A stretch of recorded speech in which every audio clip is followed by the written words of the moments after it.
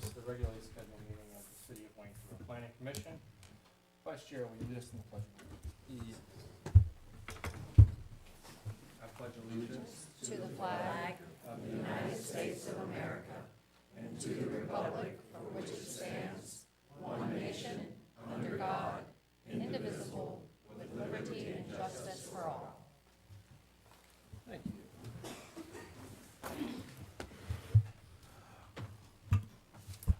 Guess I'm not loud enough. All right, we've got an agenda before us. Do we have a motion on the agenda? I'll make the motion. Second. All right, all in favor, say aye. Aye. Any opposed? Hearing none, the motion carries. We have adopted our agenda for this evening. Next, we have, first item on the agenda is review and approval of the June 2nd, 2026 work session and June 16th, 2026 meeting minutes. Has everybody had an opportunity to review those? And if so, do we have a motion? I'll make the motion.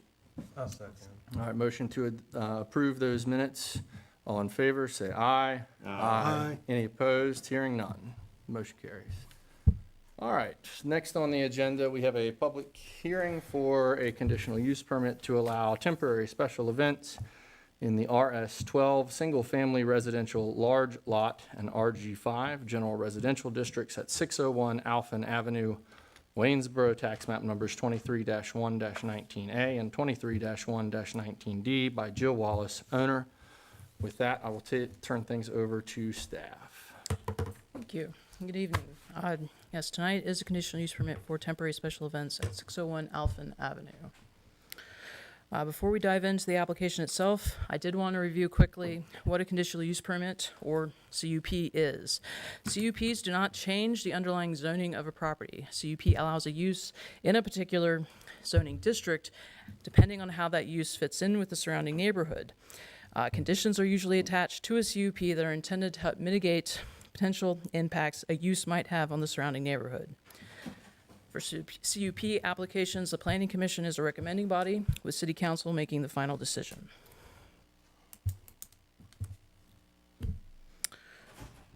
So the nature of the request is to allow for temporary special events in the RS12 single-family residential large lot and RG5 general residential districts.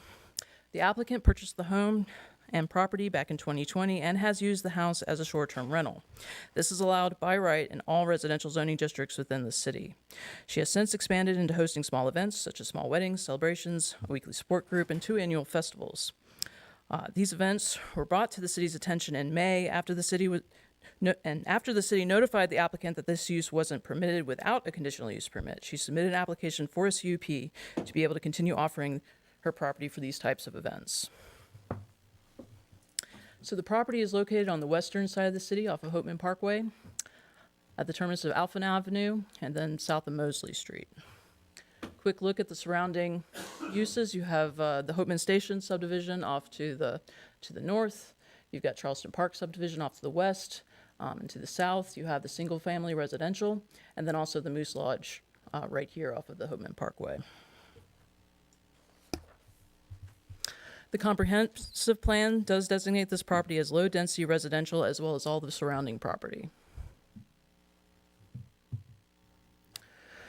As I noted previously, the property is zoned RG5 and RS12. The CUP for temporary special events is permitted in all of the city's zoning districts. However, the use is subject to additional requirements for any temporary or permanent facilities and structures that may be being used for the events, and then also signage. In this particular case, the primary use of the property is still being considered residential. The use as a short-term rental and then also for the temporary special events would both be considered accessory uses. So a quick look at the zoning map. You can see the property, this side of the property is RS12 as well as most of the property off to the west here. You have RS12, RG5, and RS7 down to the south, and then this portion of the property, RG5, with RG5 wraps around and up to the north. This is the site sketch that was submitted by the applicant showing the proposed layout of the events and also the parking areas. You can see there are 2 ceremony locations, a space for receptions, and 3 parking areas. There's valet parking behind the house, regular parking in the field to the right of the house, and then overflow parking provided in this field right here. The applicant is intending to use a clear top tent in that reception area in case of inclement weather. Tents like these are regulated by the fire department, which requires the applicant to have the tent inspected and permitted. As far as restrooms go, the applicant does currently provide an ADA accessible porta potty on site and has indicated additional facilities would be brought in for larger events. Staff is recommending two conditions in this regard. The first is that portable restroom trailers be brought in for events with more than 25 attendees and include one ADA accessible restroom to ensure that one ADA accessible restroom is being provided at all events, and then also that potable water be provided for all events that would require it. Moving on to traffic flow, the property is accessed by a private right-of-way at the end of Alphen Avenue with a looped driveway. As noticed previously, there are 3 parking areas proposed: the valet parking behind the house, the regular event parking to the right of the house in the field, and then overflow parking in the eastern field. The applicant has indicated that parking staff would be brought in to assist with the 2 annual festivals. And here again is a look at the proposed site layout, showing the driveway right here. As noted before, you have the overflow parking in the field here, parking the regular field here, and then the valet behind the house, the loop driveway.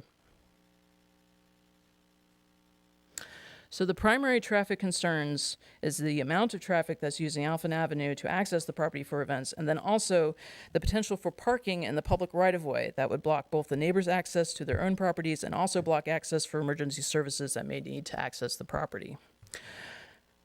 The fire department and emergency management departments both reviewed the application, and neither one had significant concerns. However, the fire department did note a desire for 2 access points to the property for emergency response purposes.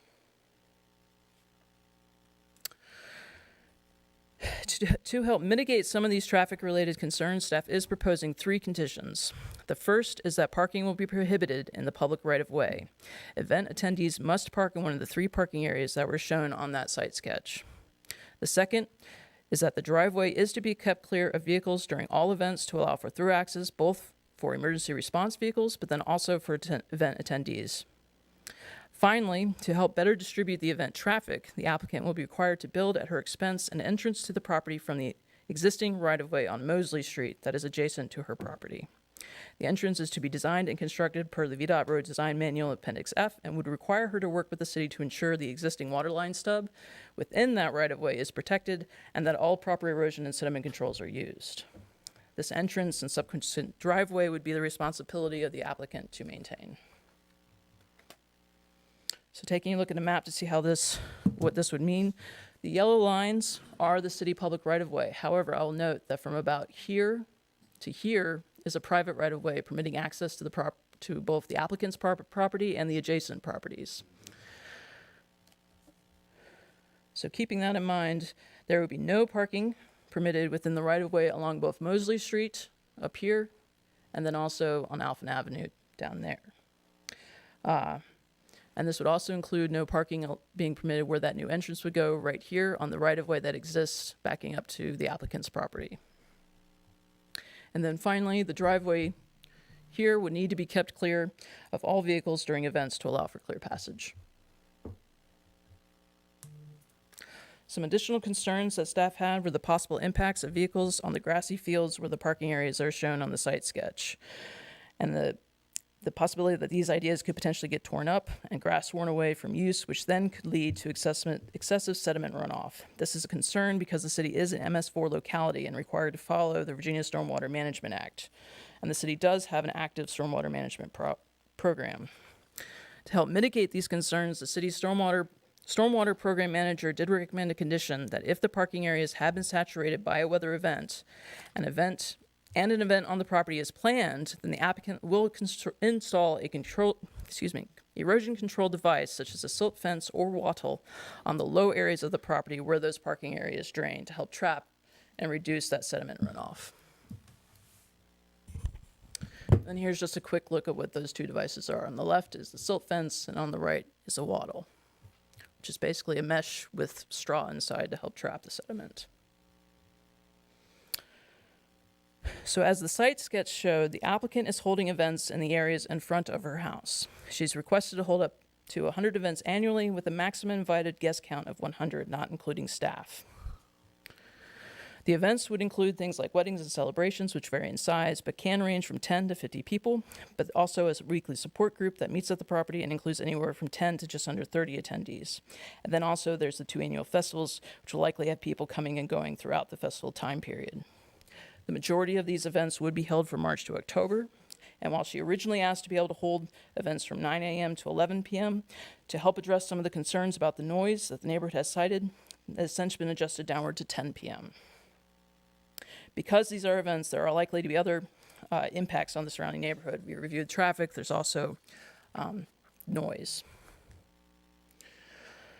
So to help minimize some of these impacts and potential issues the events could cause, staff has proposed a couple different conditions. The first is to limit the number of events to 100 annually and to cap the event attendance at 100 attendees, not including staff. Another condition would be to limit those events hours from 9 a.m. to 10 p.m. The applicant is required to abide by the noise ordinance like all city residents, and staff has recommended a condition that emphasizes this requirement. The event areas are surrounded by mature vegetation that includes trees and bushes, and this mature vegetation helps to minimize, but then certainly doesn't eliminate, noise that these events can generate. This mature vegetation also acts as a natural screen, helping to shield the event areas from the view of the neighboring properties. Staff has proposed a condition that requires this vegetation to stay in place, and if any of it is removed, it must be replaced in kind. And then finally, staff has 2 final conditions that we recommend. The first is that the events and parking be set up in accordance with that site sketch that was submitted by the applicant. And then the final condition is that the CUP be granted to the applicant as the current owner of the property, and it would expire at the time the property is transferred to an unrelated party. So this means that if that property is sold to a new unrelated person, they cannot continue to operate the property as an event venue. They would be required to go back through the CUP process, which will allow for an evaluation of what they would be proposing specifically. And so finally, here's a quick look at that close-up of the house area and the vegetation surrounding it. It's a mix of hardwoods and then also some evergreens that provides that natural screen. So in conclusion, this property is unique in Waynesboro, making it better suited than some as an outdoor event venue with its approximately 8 acres and relatively private setting. The temporary special events use was geared towards this type of property, and there's a group of people that look for these smaller event venues that still offer good access to the amenities that are in Waynesboro and the surrounding region. Staff does believe that the recommended conditions should help mitigate the potential negative impacts on the neighboring properties that this use could have, but of course it would not eliminate them. Staff will also note that if a condition isn't or cannot be met, then the CUP would need to be either amended and the conditions re-examined, or it could be revoked, and there is a process in place for this. And so finally, staff is recommending approval of the application with the following 12 conditions. The type on this slide is very small, and it is displaying the full text of each condition, but I'll briefly run through them. So the first is that the conditional use permit be granted to the current owner of the property and shall expire at the time the property is transferred to an unrelated party. The second is that events be set up in general accordance with the site sketch that was submitted with the application, and this was shown on a previous slide. The third is that the number of events be limited to 100 per year, and attendance at those events be limited to 100 invited guests, not including staff or support workers. The fourth is that existing vegetation along the western and northern boundaries of the property and around the house and driveway is to remain. If any of it's removed, then it shall be replaced with similar vegetation. The fifth emphasizes that all events shall abide by the city's noise ordinance in Chapter 50, Article 4 of the City Code. Sixth is that no event shall start prior to 9 a.m., and all events shall end by 10 p.m. The seventh is that portable restroom trailers should be provided for events with more than 25 attendees, subject to the requirements of City Code, Section 98-4.4.11, and that at least one ADA accessible restroom be provided at all events. The eighth is that portable water be provided as necessary for any events that require it. The ninth is no parking shall be permitted in the public right-of-way, and all event parking must be on-site in one of the 3 parking areas identified on the site sketch included with the application. The 10th is that the driveway should be kept clear of all vehicles to allow for full emergency access during all events. The 11th is that if an event is planned and the ground is saturated from a weather event, then an erosion control device such as a silt fence or wattle should be installed on the low end of the property where the parking area is drained to ensure excessive sediment runoff doesn't occur. And they should remain in place until the ground is stabilized. And the final 12th condition is that the applicant work with qualified professionals to design and build an entrance to her property from the Mosley Street right-of-way adjacent to tax map number 23-1-19D to allow access to her property from Mosley Street. She is to complete this within 2 years of the issuance of the conditional use permit, and it should be designed per the standards in VDOT Road Design Manual Appendix F, and work with the city through that process. And with that, I'll note that the applicant is here tonight, and happy to take any questions you might have. The first question that I have is what is the process for a CUP being revoked?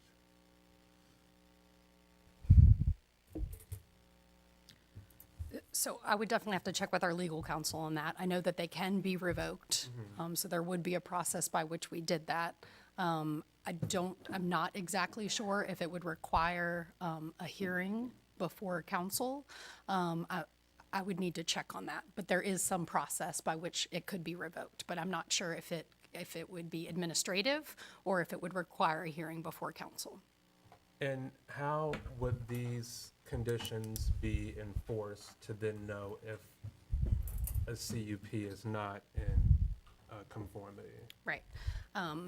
So that is a very good question, and I will point out that some of these would be easier to enforce than others. Right. So I think we all can understand that fact.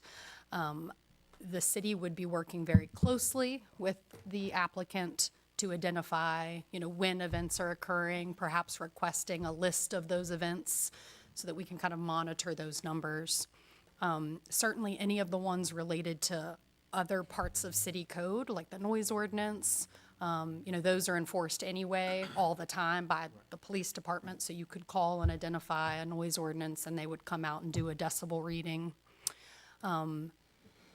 Certainly if neighbors or community members identify any condition that is not being met, they can always contact our office, and we can open, like we do with all of our property maintenance complaints or zoning violation complaints, we would open a case and kind of pursue that case. So yes, the point is well taken that some are much easier to enforce than others. We don't have enough city staff to, be there attending and monitoring, so it wouldn't be that much oversight, and would really be kind of communication from the applicant and from the community to identify any of those issues or anything that we occasionally, would be on our radar to go out and look out, like certainly the entrance within 2 years. That would be something that we would identify to say, okay, we're going to check at such and such time to determine if that's complete. That entrance would need to have an engineered design plans that would be submitted to the city for approval, which would certainly take time and construction. That's why the 2 years is identified. So we would obviously be monitoring that one, more closely. So it's a combination, no exact science, but those are some of the ways we would go about it. So the standard approach, even with like property maintenance, if a yard has grass that's too high, is usually filed and processed through the complaint of a neighbor or... Yeah, so we, certainly if one of our city staff is out riding around and happens to see something egregious, they could start a complaint or they could start a file, but typically our office runs on complaint basis based on kind of the number of staff that we have. So if someone calls and said, my neighbor's grass is too long, we have someone go out, take a picture and start that case file. Okay. I have a question. So that I want to make sure I understand. The applicant was having some events, not knowing that they needed a CUP. Is that correct? That's my understanding, yes. Were there any complaints?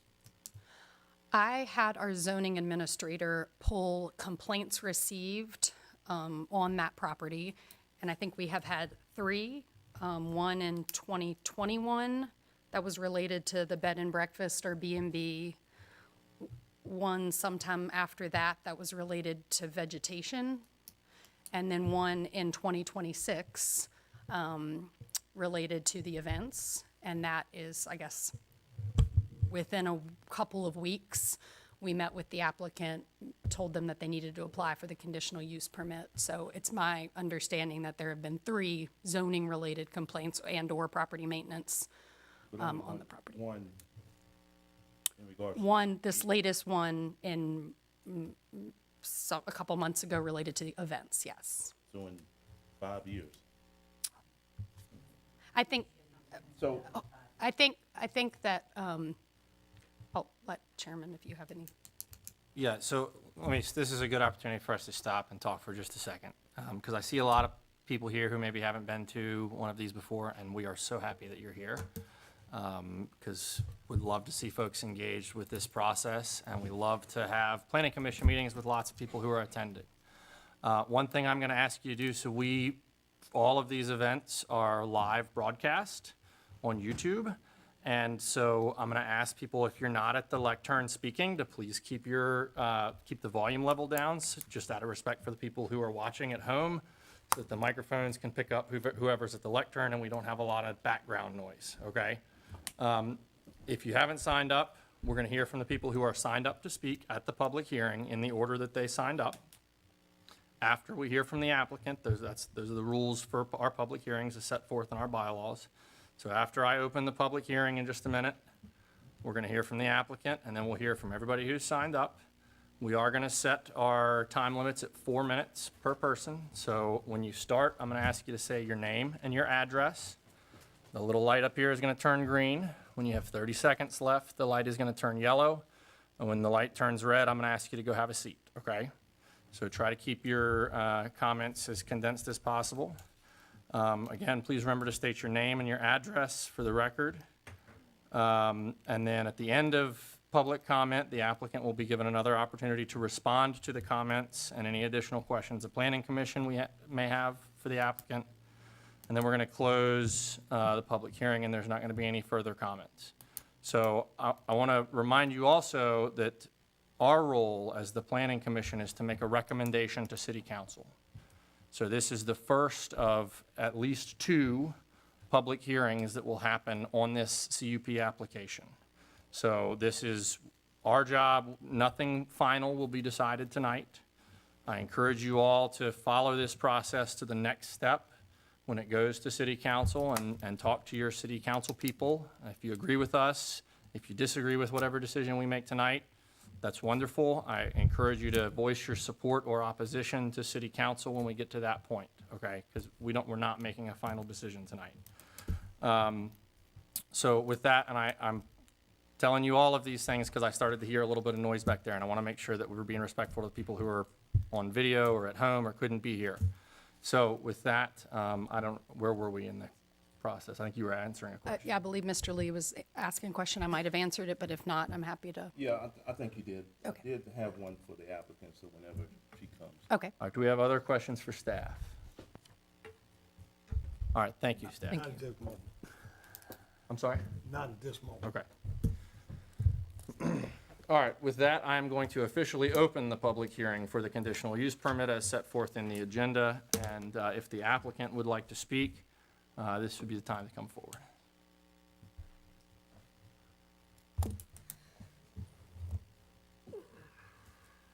One thing I'll say while the applicant's getting ready is we have received a tremendous amount of emails and phone calls. Many of us planning commissioners have. I have tried to respond to every email and phone call that I got. If I didn't respond to you, I apologize. I will try to respond to you. But if you sent me an email or if you sent us an email, we have read it. Feel free to just remind us what was in your email, but don't feel like you need to come up here and reread your email. We've seen all of those, we've read all of those, and we've considered all of those before this point, okay? Thank you. With that, take it away, please. Thank you. Am I limited to 4 minutes? No, our bylaws do not require you be limited to 4 minutes, but we've all reviewed your application before today. Okay, yep, I'm going to be as speedy as possible. So members of the Planning Commission, community members, and most importantly, neighbors, my name is Jill Wallace, and I'm the owner of Mimosa Farm here in Waynesboro. Thank you for allowing me the opportunity to discuss my application for a conditional use permit. 6 years ago, I purchased this property that needed vision, hard work, and a significant investment. Since then, my family, my team, and I have transformed it into a place where people celebrate some of life's most meaningful moments: weddings, family gatherings, retreats, and community events. We've also welcomed overnight guests from around the world, most recently a Dutch man bicycling across the country. We've supported local charities, partnered with local businesses, and created an experience that reflects the very best of Waynesboro. Tonight, I'm not asking you to change the character of this neighborhood. I'm asking for the opportunity to continue operating responsibly under a conditional use permit that provides clear expectations, accountability, and oversight. Throughout this process, I've listened carefully to concerns from neighbors. Some of those concerns have led to meaningful improvements in my application, and I appreciate that dialogue. My goal has never been to dismiss concerns, but to find reasonable solutions that allow a small business to thrive while being respectful. I believe this application strikes that balance. I've prepared a brief PowerPoint that highlights the history of the farm and the CUP application. I want to walk through the timeline of Mimosa Farm. I purchased this property in May of 2020.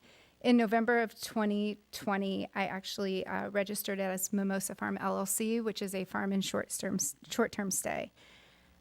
We have had an active business license in the city of Waynesboro since November of 2020. In November of 2023, I did take a short break. We maintained our business license, but we did shut down the short-term rental to undergo a pretty big renovation. I also had a torn rotator cuff that took me out of working for about a year. In December of 2025, I actually retired from a corporate America job and began working for the farm full-time, and in May of 2026 began the conditional use process. I do want to highlight that I received the call from the city on 5/19 and quickly met with the city. I needed to wait till someone was back from vacation, so we met on 5/27. I was told that I could have as much time as I needed to complete my application, but I actually completed the application on 6/4 and turned it in because I wanted to swiftly address this issue. I want to highlight some of the people that work at my farm. I am able, because of the work that we've been working so hard on, to employ 3 people part-time permanent. I have Kaylee Watts, who's my Director of Guest Experiences, Wesley Hilbert, who's my Maintenance Director, and Ethan Winsky, who's my Director of Grounds Maintenance. All 3 of these people work a minimum of 1 to 2 days per week, and it, for some of them, is a reasonable source of income. I also want to highlight some of the people that work on the farm when we talk about weddings and events. I have Cadence, who works for Graceful Floral Company, again, another Waynesboro small business. Elizabeth Smith from Elizabeth Smith Photography, again, another Waynesboro small business.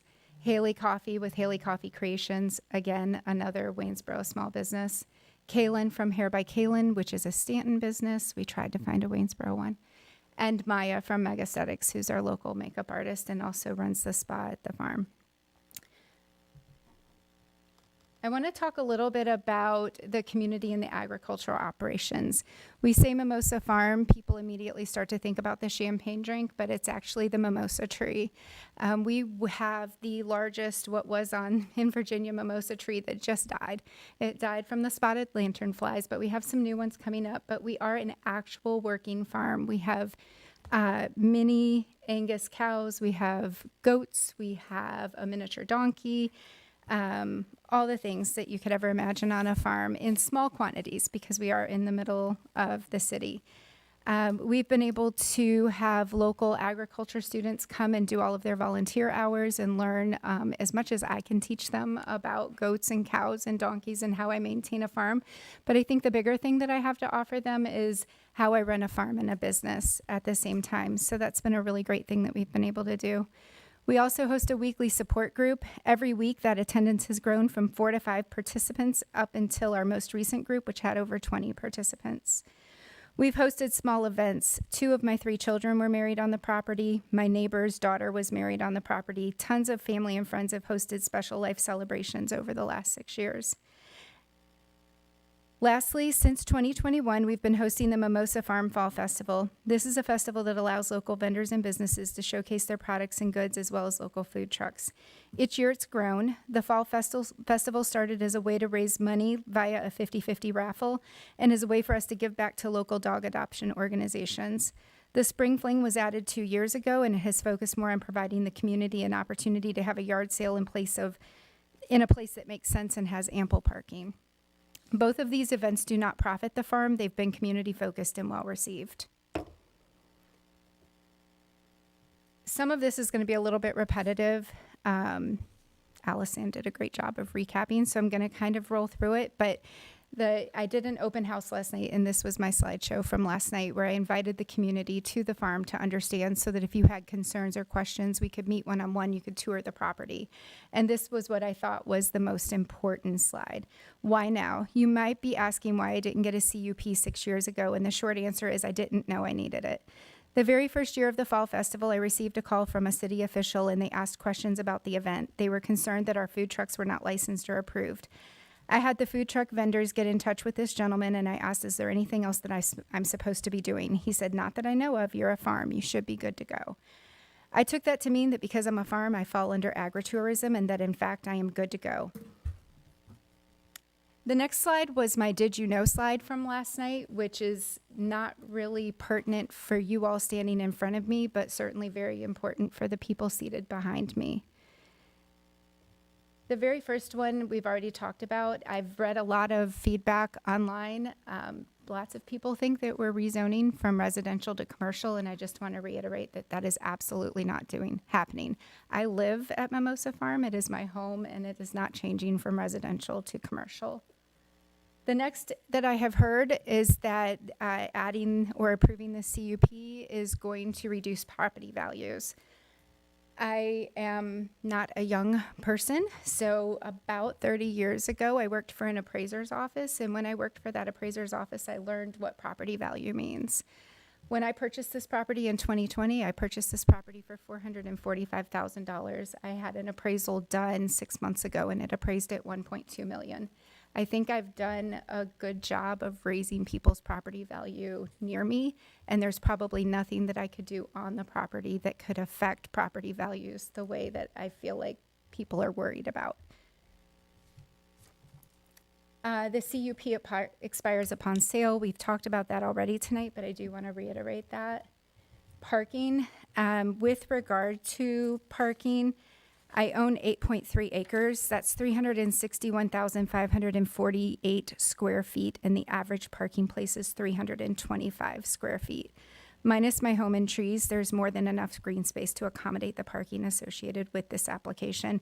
And in fact, it would be silly for someone to not park on the property. You would end up having to walk a pretty sizable distance to get to where the events would be taking place. Events that are less than the capacity of the house. This house is a nearly 6,000 square foot home, and it has a capacity of 20.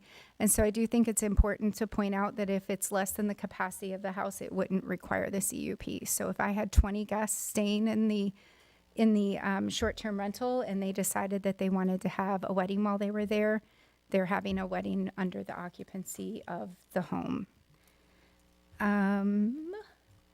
Plans for Mosley. So originally when I started discussing this with my neighbors, one of the things that was brought up to me was by Richard Rogers, which is, we kindly call him the mayor of Alphen Avenue. But he said, Jill, why don't you put a driveway in on Mosley?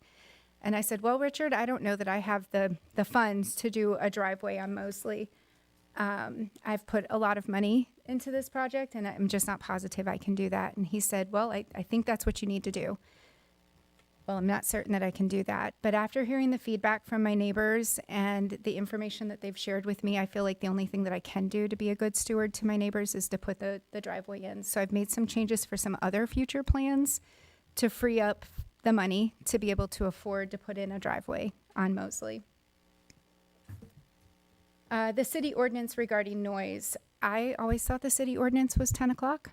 So changing it to 10 doesn't bother me at all. I was just going with what the ordinance was when I originally did the application for an 11 o'clock stop time, but I'm fine with ending the events at 10.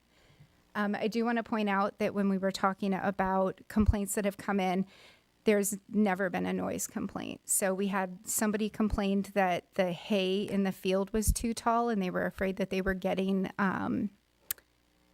snakes and things, but we were trying to let it grow so that we could bale for the winter. And then the most recent, I don't think that was a noise complaint. It was a more, what are you doing? Why is she holding events complaint? And I don't remember what the third one was. But we've never had noise complaints. I've never had a deputy or a sheriff or a Waynesboro police officer come to the house and say, why is there noise up here? My children can account that I'm a pretty strict mom, and I tend to run those events pretty strongly as well. Regarding public safety, I am very vested in public safety, especially while visitors are on the farm. And to date, we've never needed an emergency responder during an event. Regarding the impact on nearby families and children, we're a farm first. We've always allowed and invited our neighbors and their children and grandchildren to visit the farm, feed the animals, and walk our land. So that's something that's super important to me and that I want to be able to continue to offer. Regarding the environmental impacts and stormwater runoff, we've already talked about that, and I've agreed to put in those mitigation efforts to keep that from becoming a problem. I wanted to touch quickly on the future of Mimosa Farm because it's important for everyone to know what my plans are. One of the things that I see in the very near future is taking apart, again, we have 360 some odd thousand square feet. I would like to take a reasonable chunk of that and plant flowers so that when people are getting married there, they have an opportunity in their experience to go straight out to our flower garden and pick their flowers. So they'll do fresh cut flowers. We will then transfer those over to our florist, which is Cadence, and she'll be able to make them the bouquets and the flower arrangements. It will cut down on cost, and that is one of the things that's really, really important to me at Mimosa Farm is that people are still being able to afford a wedding, but it's not so expensive that they can't afford it. One of the other things that I'm looking to add in the near future is a two-story garage with an apartment above it. I plan to move into the apartment and out of the big house because I want a little bit of privacy at times. So looking forward to that. And then the very last improvement that we would be looking to do would be a pavilion that would be of the rustic nature to replace a temporary tent. So that's something we would work with the city on to design and build so that we have something more permanent. I don't know if this is the time for questions, but I put it in here, so All right, do we have questions? Thank you very much. you're Do we welcome. have questions for the applicant? I have a quick question. I just want Yes, to sir. make sure that future plans weren't impacting any of the recommendations set forth by staff or like parking, things of that. Mm-hmm. Sure. Are you able to confirm that? I can. So again, it's a very large piece of property. So for 100 guests, we're talking probably 50 cars, maybe less. That really doesn't require much of our land at all. So we would likely do the flower garden. I don't have a way to get us back to any kind of overhead view, but past where that Mosley entrance would be, we would look at developing that for flowers. That has the most sun, so that would be the most reasonable, and it wouldn't play into our overflow nor our regular parking. Okay. So you mentioned that you have a grief support, Heavy Hearts, Yes, sir. and that is part of the 100 events? Yes, sir. Is that- Yes. So when I began this, I was asked to choose the number of events that I thought would be appropriate. I did some research and took a look at what another similar property did, and they also requested 100. So I gave that some thought and figured, well, if Heavy Hearts is over 20 people, which personally I hope it is, because that's more than 20 people in the community that needed a support group, that would be 52 approximately events per year. So if we take out, I wanted to make sure that I had plenty of room to continue to donate that space and allow Heavy Hearts and still be able to run the farm. And that event is held on what day of the week? Monday, What are the hours for that event? 6:30 till, I'm going to say question mark. It's usually an hour or two. Your other events, the other events, Yes, sir. weddings, things of that nature, would be what, normally weekends? They would normally be weekends, generally Saturday and Sunday. And we've had the majority of our interest has been baby showers, bridal showers, and micro weddings. We're not a large event venue. We're not doing gigantic weddings. We're talking baby showers, bridal showers, things of that nature, and micro weddings, which are generally weddings that are less than 50 people. But limiting people to 50 is sometimes very difficult. So we felt like 100 was fair at the end of the day. Thank you. Thank you. Um, Yes, sir. you had said that you work and you're retired. I am happily retired. Well, Yes, sir. when you own a farm, you never retire. Correct. But you have retired from corporate life, and this is what you are currently doing, I'm guessing, to supplement income and all that.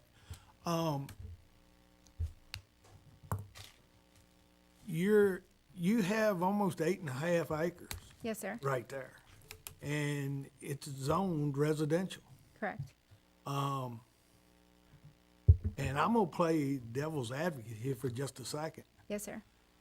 With the growth going on in Waynesboro, I would like to commend you for not sticking a for sale sign up in there and letting a developer come in there and put a large number of houses in there, which definitely would increase traffic, noise, and everything else. Yes, sir. And I'm assuming that is not in your life plan or your business plan. So it was never in my life plan. To hit on that topic, I appreciate the question. I worked for 20 years as a vice president for a large healthcare company.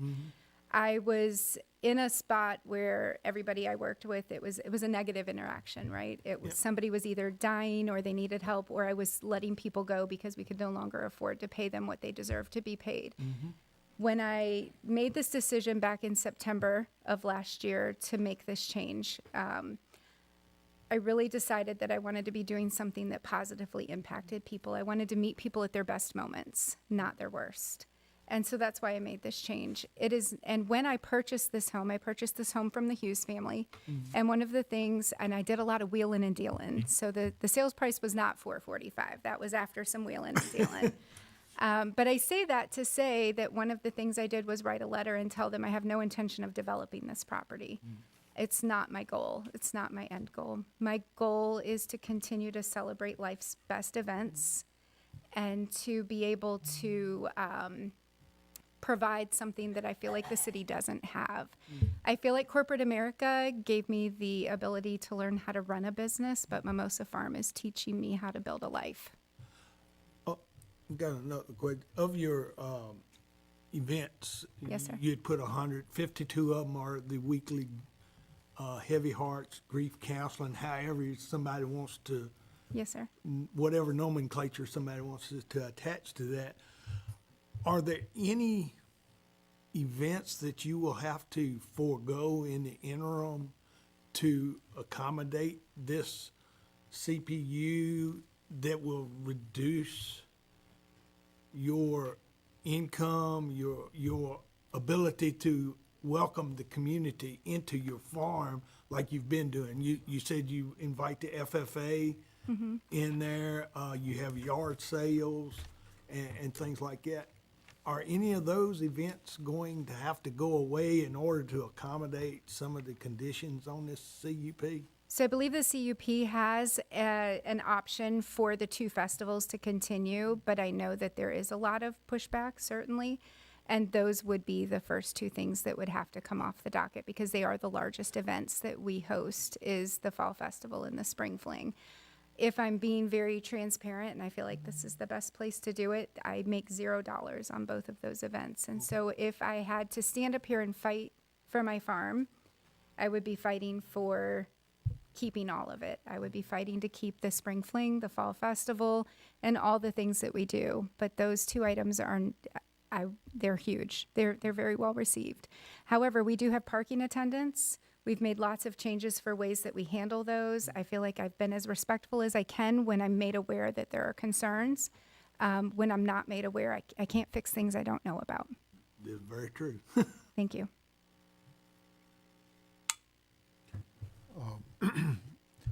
So the CUP, you'll be limited to 100 events Yes, sir. per year, up to 100 people per event. Yes, sir. Now, you've been operating for several years now under the radar and having many events. How many do you estimate you've been having on an average per year? So I just retired on 12/31. So prior to working, we did very few because I was working full time. There's no way I could have done big events at large quantities prior to working on So 12/31. 12/31 of 25? is when you 25, yes, Retired. correct. Okay, so, because I visited several of your neighbors, Uh-huh, and the main complaint I had was the noise, sure. okay? So you haven't been having that many events, and there's complaints on the noise now, and you're going to be allowed to have 100 events coming up. 50 of them will be for the support group, which I think is great that you offer that support group and whatnot. So, do the neighbors, will they be looking forward to experiencing more noise because now you're retired and I think you're advertising more now too, right? We're pretty popular for sure. And again, I guess the best answer to your question is that yes, could there be more noise? Yes, but baby showers don't really have noise. I hope not. Bridal showers don't really have noise. Right. And that's probably what we're most popular for. And then elopements is the other thing. We Right. are not the prime location for big weddings. And to be perfectly honest with you, I tend to outprice myself out of large weddings because I don't want large weddings. That's a lot of work. Yeah. Micro weddings and elopements are what I would prefer 90% of the time. And with a cap of 100 people, that lends itself to larger micro weddings. But really, the average wedding is 40 to 60 people. Okay. Does that answer your question? Yeah, so you're not seeing an increase in the number of events that would allow, I guess, for it to get noisy, like parties and whatnot. No, I don't believe that that's going to be the case. I believe, and this is a very difficult position for me to be in, but I believe that it's worried about the worst case scenario. Yeah. Worst case scenario is that I have 100 people over Friday, Saturday, and Sunday, and we're just living our best life over there. And I'm old, and it's not happening. So we're limited to, if I'm going to do a wedding, it's one event on the weekend because they take a lot of work, and there's no way we'd be able to do that. But baby showers and bridal showers, there's not even usually music at those, or if there is, it's from somebody's phone onto a portable Yeah. speaker. So where do you think this noise is coming from that people are complaining about now? I think it is. I think it's fear. It's Fear of noise. Fear of noise. Yes. Okay. Okay. I do. And I think the moose has been unfairly blamed for some of the noise too. Oh, really? It's taken some of the heat off of you. Oh, They think well, it's the moose. we do live right next to the moose, so I can Right. see where that would be. But I'm a member of the Moose, and I know they don't have a whole lot of outdoor events. So I don't think this recent noise has been coming from them. But anyway, and I just was made. I didn't even know you existed until 5 days ago, when I got the packet from Allison. I said, Mimosa Farm? What are we talking about here? Oh. So, Sorry to hear that. well, I guess it's my loss, right? We would welcome you anytime. Now, I also understand you have pool parties. All of our parties have access to the pool. So if you do a baby shower or a bridal shower, Okay. you're able to access So it's the all pool. part of the package. It is. So yes. you don't advertise or invite like groups that come over for a 2 or 3 hour pool party and this kind of things No, by itself, a standalone party. It would be for an event. It would be like a bridal shower with a pool party. Okay. Yep. All So right. the pool is in the middle of the reception area, Okay. of the party area. Okay. Yes, sir. That's all I've got right now. Yes, sir. Who do you work with to handle your parking, or does your staff have? You don't work with nobody like RMC or anything like Oh that. gosh, no. If we get to that level, that won't fall under the CUP. So Okay, I was we'll just be wondering. buying the moose. No, I have two. I have a maintenance man and a groundskeeper. So they both work those, and then we bring in additional staff for events if needed. But we have two permanent people who work for us.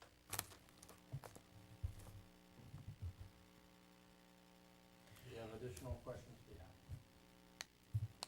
So it was my understanding that you were going to have 100 events within a year. But I think I read somewhere that your operation is typically from March to November. So is it 100 events then in 9 months? Is that what I should understand? So what we meant by that was that those are the warm months, and this is an outdoor venue. So there's not a lot that can happen in the winter there. Also, my end goal is to live in the Dominican Republic for a few months out of the year. And so that would mean that we're just running the short-term rental while I'm gone. So we would have more access during the warmer months because this is an outdoor venue. Now, how many head of livestock do you have on that farm? It depends on the day, but currently today we have 3 miniature cows, 2 goats, 1 donkey. But we rotate some in and out based on the amount of the grass that's tall and whether or not we have enough grass to bring more in and more out. And the animals are just there. I don't want to use the word petting zoo because I hate that, but they're there to augment the viability of Mimosa Farm. For sure. And they make the cost of maintaining the grounds a little less because they eat the grass. Oh yeah, goats So- will clean you out. They will. Yes, we move them sometimes to put them in different areas, but yes, sir.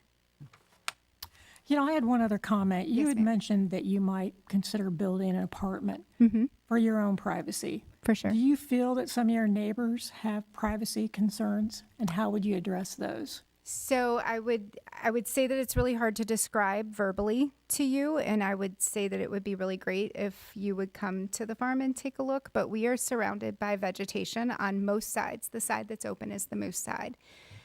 We do have one neighbor, and I don't know how the north, south, east, west work, but I could sit here and figure it out for you. But it's the forehand property, and they have put in some trees that block their access to seeing my property. And that's the only house that really has direct view to me. Everybody else has tree coverage. You know, So- I think once the people get to your property, you can handle the traffic. It's getting to your property For sure. on Alphen. So I think that's really kind of an issue for a lot of people that I spoke with. Okay, It's really getting to your property. for sure. Accessing through their property. It's really their concern. I don't know how to answer that. I'm sorry, except that I would be willing to do additional, I don't know what the signage laws are, so I would have to look into that. We have had issues in the past where Google changes our address to 501 and it still says we're 601, but it thinks it's 501, or it'll try to send people through a previous right of way, and I've tried to correct it. Every time I correct it, it goes back. But generally speaking, if you use Apple Maps, it drives you straight to the farm and it's very clear where it is. I do think that the addition of the Mosley entrance will help a lot of that because that will be very clear and very obvious. And that's one of the reasons I also agreed to do that. Okay, thank you. You're welcome.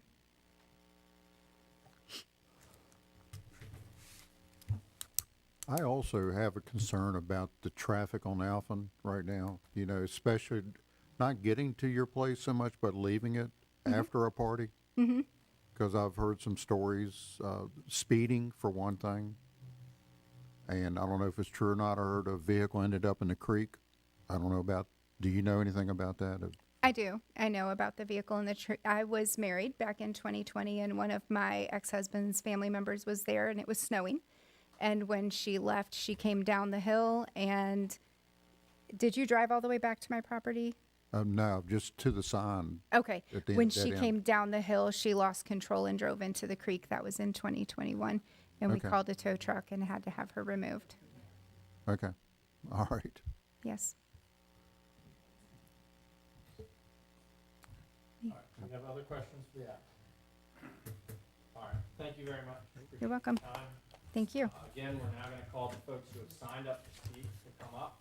I wanna remind you when you come up to speak, to address us, not to address the applicant or staff.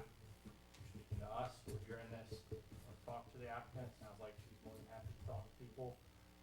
But again, you're here to talk to us, not to the applicant or not to speak directly to his issues. So with that, who do we have signed up? The first person that we have signed up is Joe Klotz.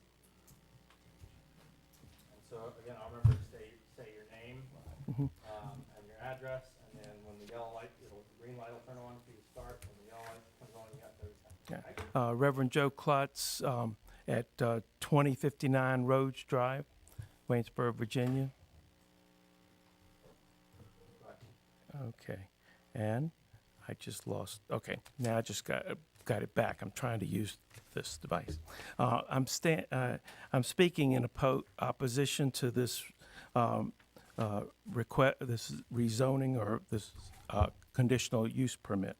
My wife Ann and I live at 2059 Rhodes Drive, which is at the corner of Alphen, approaching. And when we bought the house, my wife named it Heart's Rest because we both and our guests have experienced great peace in our home and the property in this very special corner of Waynesboro. We've not had concerns about Jill Wallace's operation of the B&B or an occasional neighborhood daytime event.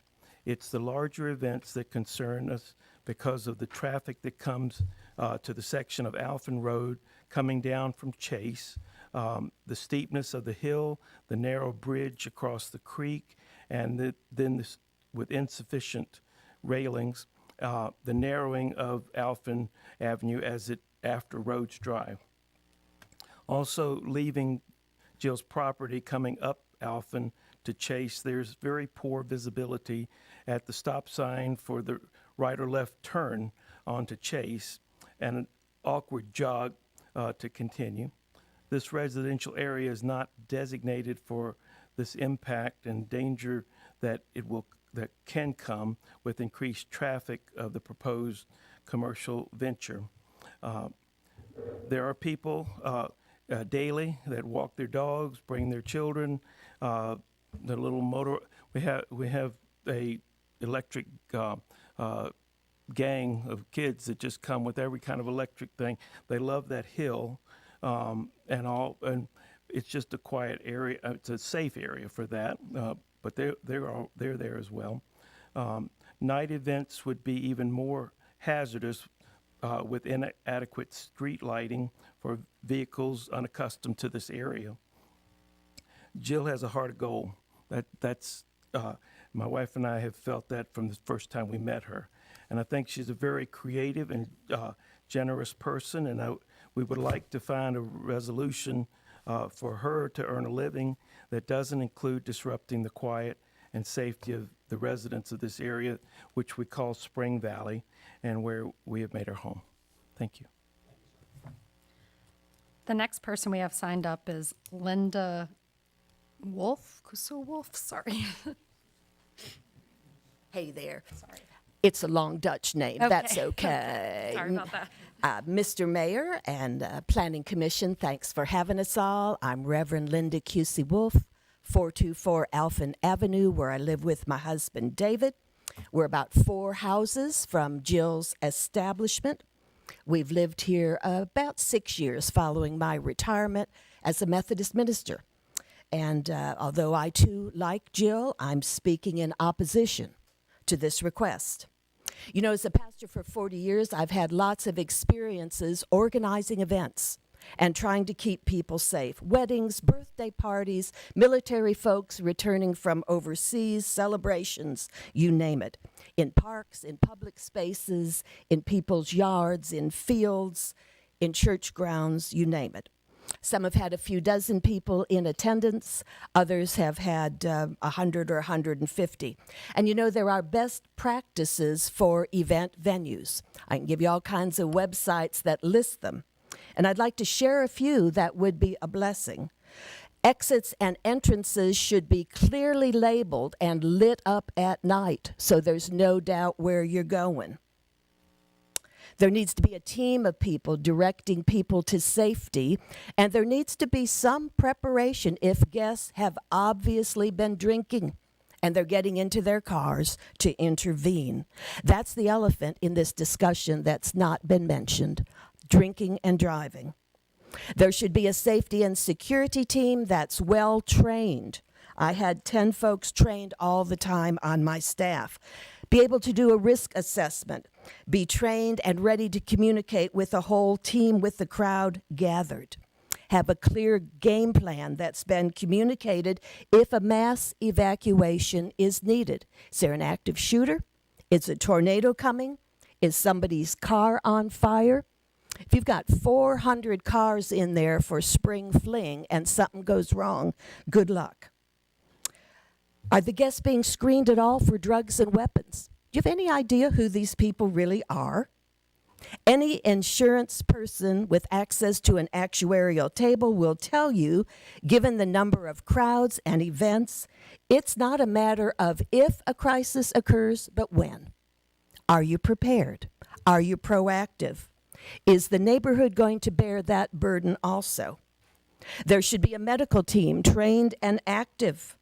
Most medical problems in outside events are dehydration, especially when enjoying alcohol, asthma, heart issues, tripping and falling, mental health crises, diabetic crises. Who's trained? Who's keeping an eye on the group, especially if there's 100 people? What's the game plan for evacuation or getting an ambulance in when there are tightly packed cars? What if Alphen Avenue is blocked by a moving van or a dump truck or heaven knows what else? Who's going to give leadership to the plan? What's their level of training? What's their certification?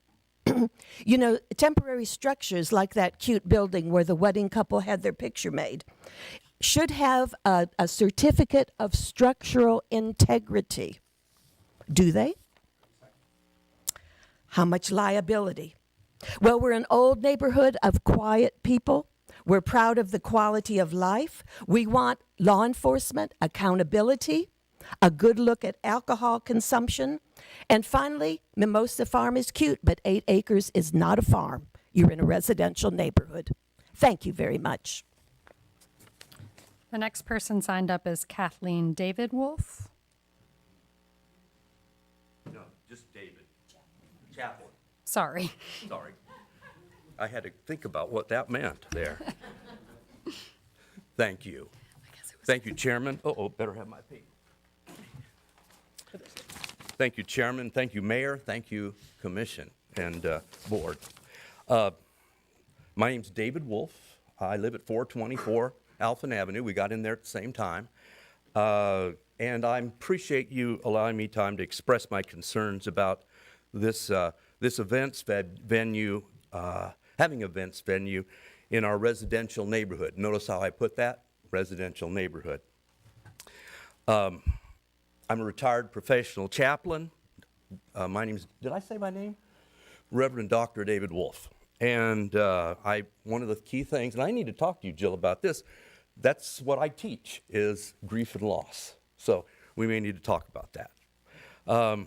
I last served as chaplain at Summit Square. And we live in this residential neighborhood with houses on all sides. It is quiet, except maybe the moose once a year.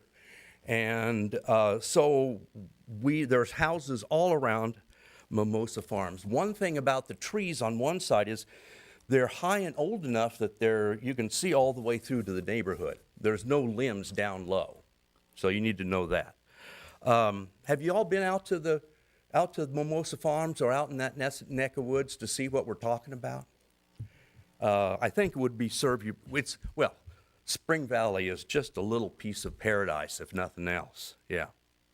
Over the last period of time, there's been a noticeable increase, perhaps in the last half year, in noise from events at Mimosa Farms. At least that's my perception, what I've heard from others. Those in the neighborhood, let me say myself, let's put me in there first. To be specific, have sought to be good neighbors. Jill has been a good neighbor. We have Christmas together, events. That's not the issue. But what you're seeing is the lack of complaints is we are good neighbors and everybody wants to get along, and we don't make complaints until we see that the writing's on the wall here. So we have kept ourselves from complaining because that's Jill, and she's one of us. But if this is continuing, that's giving us a concern. That's giving us a concern. And we're finding this whole thing unnerving in the neighborhood because we have heard enough loud noise. Even in the last few weeks, one of our people said, I heard a big fight going on over there at some venue. People were fighting over there.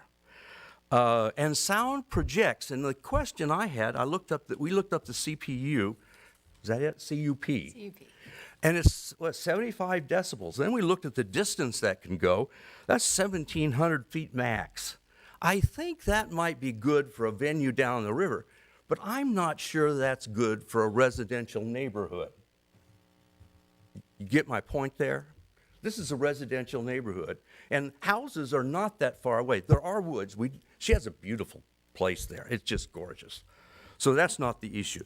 But 75 decibels really is made for open fields and other 30 neighborhoods. seconds. So how much is it? 30 seconds.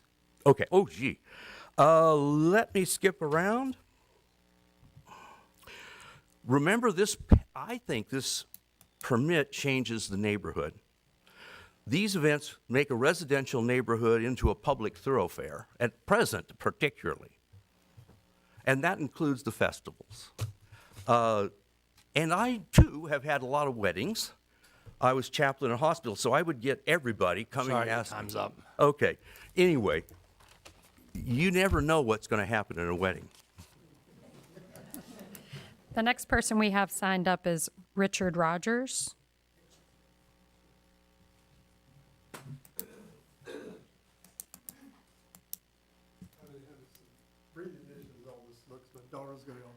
Yeah, so we compiled something. He does have some remarks. I don't know if we're going to do them all as one, how you would count the time, but I will try to be brief. My name is Emily Lassiter. I grew up at 501 Alphen Avenue, where my parents currently reside. Their home is adjacent to the property at 601 Alphen. My dad was earlier referenced as the mayor, and I didn't have this in my notes, but I thought it would be important to share with you guys that our family farm has been in our family for generations. And this entire neighborhood was part of our family farm that was later subdivided into a small, peaceful residential community. So I'm going to share what our family once communicated, and then he'll have a few remarks. I appreciate the opportunity to speak regarding the request for a conditional use permit to allow temporary special events on this property. Our opposition is not directed toward the property owner personally. Rather, it is based on whether this proposed use is appropriate within an established residential neighborhood. The request would allow up to 100 special events each year. That is on average nearly 2 events every week. Regardless of how well the events are managed, that level of activity represents an ongoing commercial use rather than an occasional neighborhood gathering. The impacts extend beyond the property itself. Each event has the potential to bring increased traffic on residential streets, additional vehicle trips throughout the day and evening, headlights, deliveries, outdoor activity, and amplified music. Even if all parking occurs on site, the surrounding neighborhoods will still experience these impacts, and that includes Mosley Court and Alphen Avenue. The city's noise ordinance allows outdoor music entertainment up to 75 decibels at the property boundary adjacent to residential property. Sound at that level is plainly audible well beyond neighboring property lines. The ordinance also recognizes that amplified music audible at significant distances can interfere with the quiet enjoyment of nearby homes. Compliance with the maximum legal noise limit does not mean the use is compatible with a residential neighborhood. This property is located within the RS-12 and RG-5 residential districts. Those districts exist to preserve residential character and protect homeowners' reasonable expectations for peace. There's more here, but I want to make sure that you have time to share anything that you want to say, because this directly has impacted you. Just keep going there. Oh, You want me to keep going? I don't have Okay. We're also concerned about the precedent this decision would establish. If this request is approved, it becomes more difficult to deny similar requests elsewhere in residential neighborhoods throughout Waynesboro. Virginia law allows conditional use permits only when the proposed use is compatible with surrounding properties and serves the public interest. We respectfully ask the Planning Commission to conclude that a venue hosting up to 100 special events each year is not compatible with the surrounding residential neighborhood and to recommend denial of this application. We appreciate your time and consideration, and you can share what you want to say. I guess I was saying, Mr. Lee said earlier, how come no one said anything earlier? We are a good bunch of people. We knew Jill was doing something back. We honestly all thought she was licensed to do stuff, and nobody wanted to step to the plate to do it. But it has come very, very noisy, or you have a truck. The traffic is unbelievable. They may be able to get rid of the traffic by going through Muggsville, but then it puts on some other neighborhoods. 30 seconds. Anyway, the noise part just bothers me tremendously because we have a lot of outdoor living areas in our house. My wife and I garden, and we go outside, we want to hear the birds. And as I went through the other neighborhoods and were never notified about this, that was their biggest concern. They weren't aware of this would even take place. And to think that they'll lose their ability to have privacy and even a walkout. I know none of you guys would want to have us anywhere near your house so that you couldn't just enjoy a quiet environment. Thank you. The next person signed up is Kimberly Hathcock.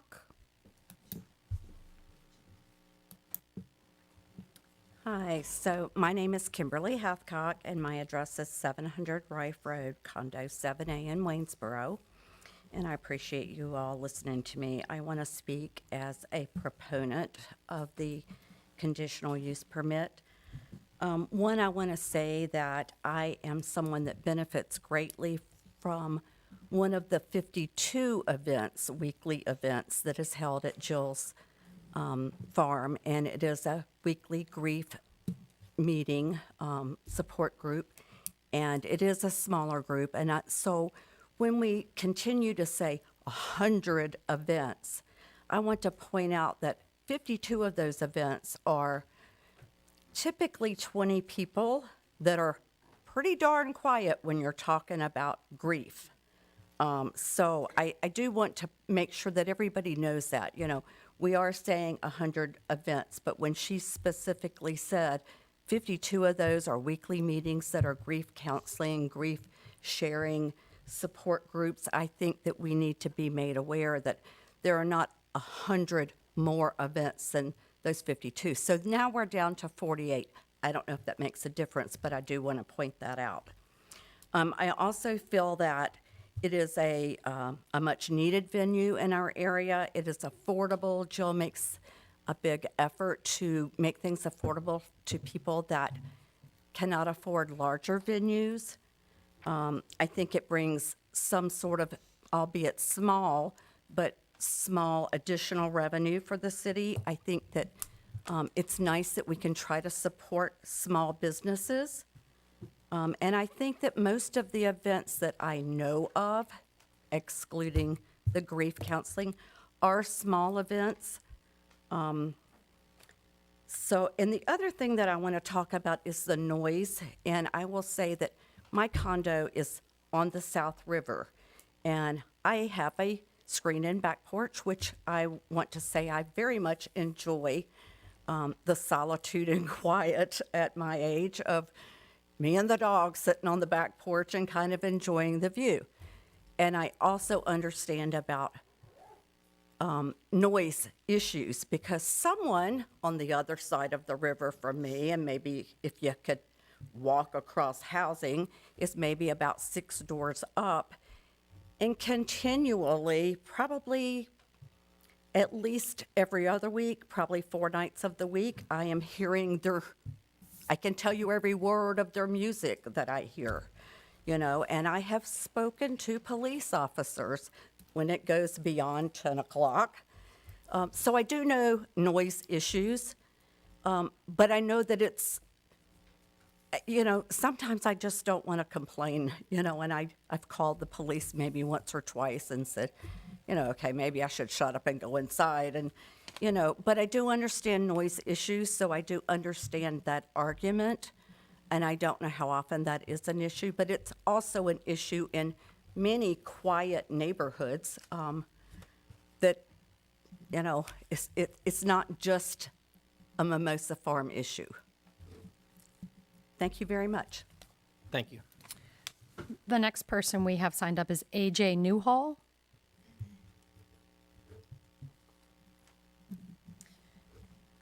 Good evening, members of the Planning Commission. My name is AJ Newhall, 208 South Baird Avenue in Waynesboro, and I appreciate the opportunity to speak with you this evening.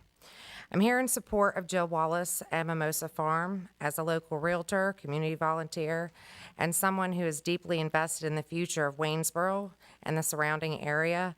I've had the privilege of seeing firsthand what businesses like Mimosa Farm contribute to our community. Recently, I filmed a segment of the American Dream television show, which is scheduled to air in August on HGTV and the Travel Channel. I chose to feature Mimosa Farm because I believe it represents the very best of what our area has to offer.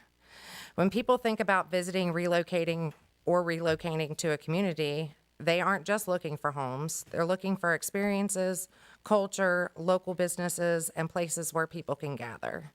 And Mimosa Farm is one of those places. Tourism is not just about attracting visitors. It supports local restaurants, hotels, shops, real estate, and countless other small businesses that rely on people choosing to spend their time and money here. Every successful local business strengthens the economic fabric of our community. Since the beginning of Jill's business, Jill has demonstrated a willingness to work with the city rather than resisting oversight. She has communicated with the city staff and, from my understanding, has complied with each requirement that has been presented to her. She has made adjustments when asked and has continued operating within those ordinances. That willingness to cooperate should matter.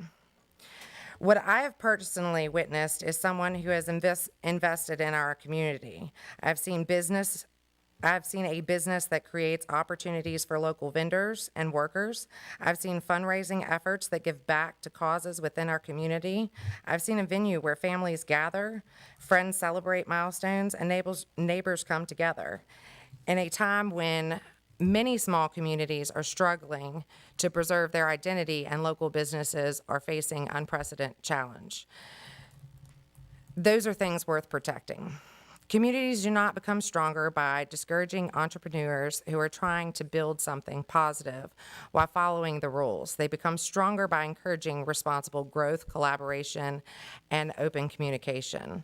Waynesboro has much to offer, and as someone who regularly introduces people to the area through real estate and now national television, I want visitors and future residents to see a community that welcomes innovation, supports small business, and values who invest here. I respectfully ask the Commission to continue evaluating this matter based on facts, compliance with city ordinances, and the positive impact that Mimosa Farm has on our community, not rumors or personal opinions. Thank you for your time. The next person we have signed up is Emily Almerode.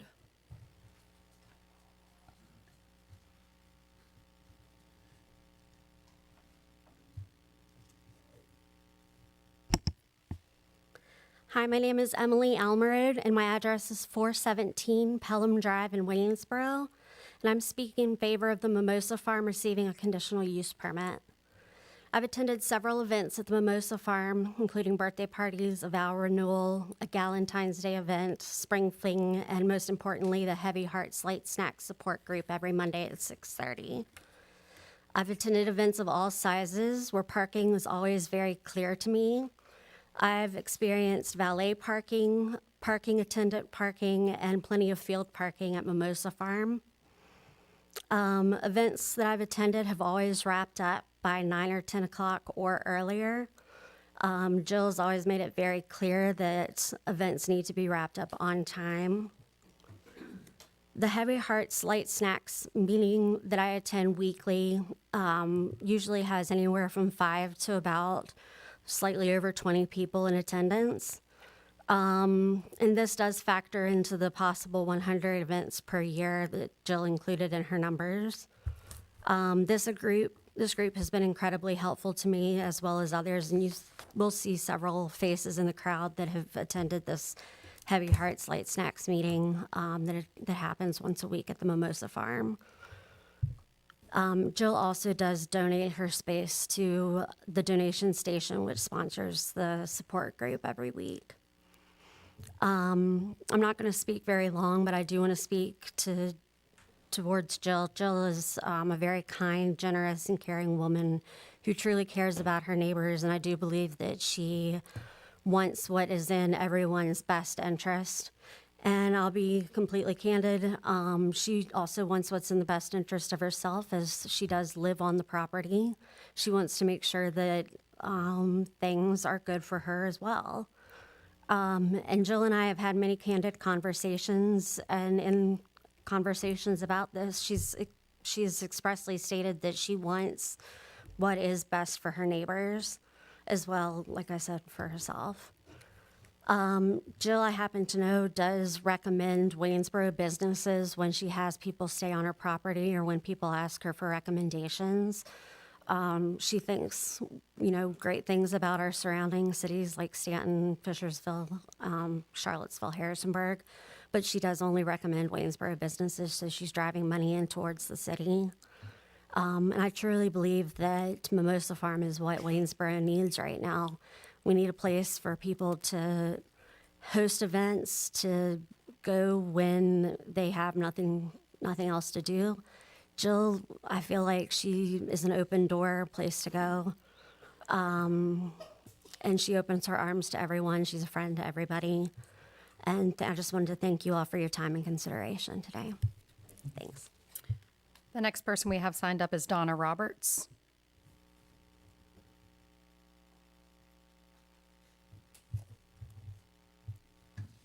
Hi, I'm Donna Roberts. I live at 2308 Mosley Street. And I did have a reason to complain recently when I came home from visiting my son. And there was live music downtown. When I got home, there was a very loud music coming from behind me, which is where the Mimosa Farms is located. I called and asked if that was the lady who had Mimosa's Farms, and she said yes. I said, can you turn it down just a few decibels because it's way too loud? And she said, I don't know, we're having a reception. I'll check and see. I said, well, the city is having live music downtown, and it's not beginning to be as loud as what you have going on behind me. So she did, and that wasn't the first time I had felt like complaining about the noise. I've actually done that one time years ago with the police department. But I'm really concerned at what's going to take place if she has a driveway on Mosley, because there are a lot of families and people with pets that are walking the loop around Monroe and back around to Mosley. If you put in that driveway, I understand the need because Alphen can't take all that traffic. But the whole thing is that what about the people that come into our neighborhood that don't regard the speed limits, that don't have respect for the fact this is not their neighborhood, it's my neighborhood. And I've lived there 22 years, and I want it to stay my neighborhood. Thank you. The next person we have signed up is Cambridge Justine. Okay. The next person we have signed up is Jack Belcher.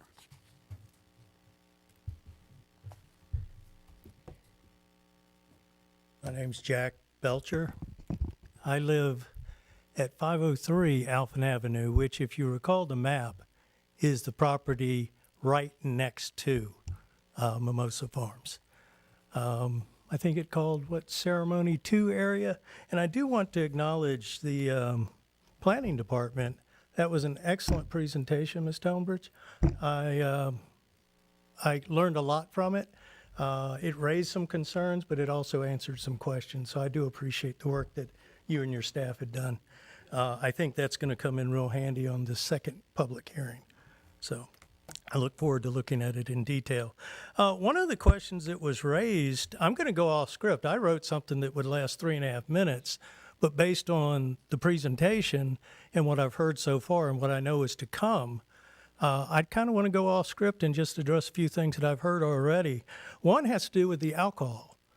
And as a behavioral health therapist, somebody who's worked in the field for 44 years, I can tell you that that's a lot of concern. And I know the Wolves had also raised that concern that when people are drinking, which they have over there, the behaviors become less inhibited. And I do believe that that is a recipe for some problems. And also, we've raised the issue many times about the traffic. Well, I'm concerned about the traffic because sitting in my front yard, which is my primary place to sit in my little Adirondack chairs with the fire pit, my dog and I sit out in the front yard and we see people walking their pets. We are the end of the line for people from Charleston Place neighborhood, come all the way down, and they turn around right in front of my yard. And I see people walking, wave to them all the time. I think I've seen less and less people because we become more and more inundated with traffic, which is putting people at risk. And Mr. Stewart, you raised a question about enforcement, which I thought was an excellent question. It's one thing to have these rules and these restrictions in place on the planning department's recommendation. It's another thing to enforce them. I don't want to be the police enforcer for my next door neighbor. Jill, to me directly, has been a good neighbor. I'm a very private person, so I prefer less people. That has not happened. We're seeing more and more people who are creating more and more noise, and I'm talking about elevated noise. 75 decibels, for those of you who aren't aware, means that I could hear a vacuum at about 100 feet. All right, so anything over that would be in violation of the 2024 noise ordinance that was passed. It's been a lot bigger than a vacuum cleaner from 100 feet. I can tell you that. So I'm very concerned about that. Just because you tell people not to park in front of my house on my street doesn't mean they're not going to. And my biggest concern is about safety, and we raised that question. I was a little surprised to hear about the fire department's assessment, because if you drive down there, and I would encourage every one of you to drive down there, the road going into Jill's property, the private road where city ends and her road starts, that road is one lane. And if you had, say, 100 cars trying to exit there during a fire emergency, you're going to have people trying to come out while the first responders are trying to come in. That's going to be chaos. So I would very much like to see the council or the planning commission really reconsider the proposal, because I do not think it's going to serve us very well. Thank you. The next person we have signed up to speak is Ellen O'Hanlon.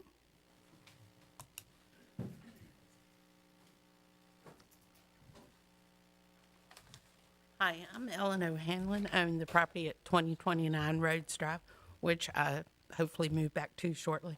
I'm here because I believe the issue is much more than one property. It's about protecting the integrity of our zoning process and ensuring that every property owner is treated equally under the city's ordinances. After reviewing public records available to me, I have been unable to find evidence in public hearings requiring these expanded activities have taken place. As a result, I do not believe the due process intended for city zoning ordinance has been completed. Instead, it appears that decisions have been made administratively without full public review that our ordinances are designed to provide. I would also like to point out City of Waynesboro business license process instructions applications first meet with business and zoning department to determine whether the proposed business is permitted in a particular location before operating. From the records I've reviewed, I have not found evidence this zoning review occurred before activities happened. If I'm mistaken, I would welcome the clarification. If I'm correct, I respectfully ask that the same standards be applied to every other business owner and property owner be expected to be followed. The burden should not fall on neighboring residents to discover potential zoning issues and bring them before the city after operations have already begun. The zoning review process exists to prevent exactly that situation. Therefore, I respectfully ask the Planning Commission review whether the current activities comply with the approved special use permit and city zoning ordinances. If they do not, I respectfully request the Commission recommend appropriate enforcement including cease and desist orders, until all reviews have been completed and public hearings. My request is not personal. It's simply city ordinances be applied fairly, consistently, and transparently for everyone. Thank you for your service and your consideration. Thank you. The next person we have signed up is Leslie Smith. Hello. I'm Leslie Smith, and I'm the property owner at 2232 Mosley Street.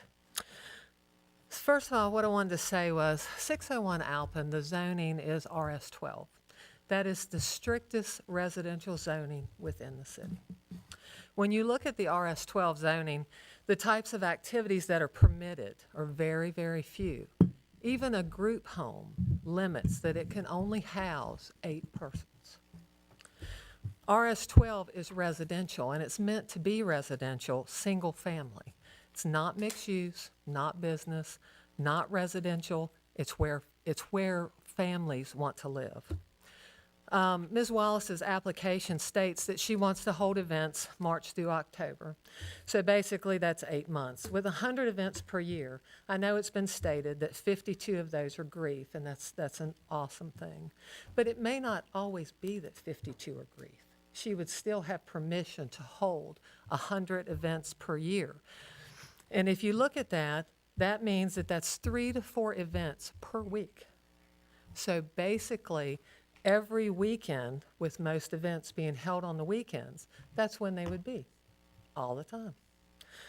With the events and the noise, I mean, you could pretty much say that there are no weekends that you'd be able to peacefully enjoy your backyard if you live on Winding Way or Mosley or Alpin. You state in your report that it's her responsibility to make sure that guests do not park on the street. How should that be monitored? How can it be monitored? If she is overseeing events, she's not going to be checking the streets, to see that people are parked appropriately. I'm asking if a traffic analysis has been completed or initiated. In your report, you state that the fire department is requesting additional entrance between 2232 and 2300 Mosley, and that the applicant would be installing this entrance at her own expense.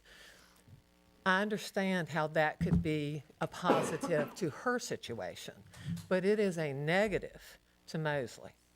It is a family neighborhood, and if you allow that entrance to go in there, it benefits her if she ever sells her property, because then there's an entrance to property that could be developed, as well as the fact that it's detrimental to my property, because I'm going to get all the traffic in and out all the time, as well as Mr. Sweeney's property that is on the other side.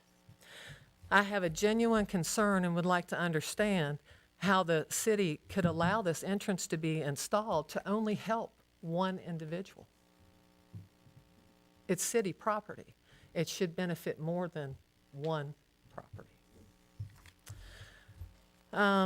I'd also like to understand how the Planning Commission can allow Ms. Wallace to continue instead of issuing a cease and desist.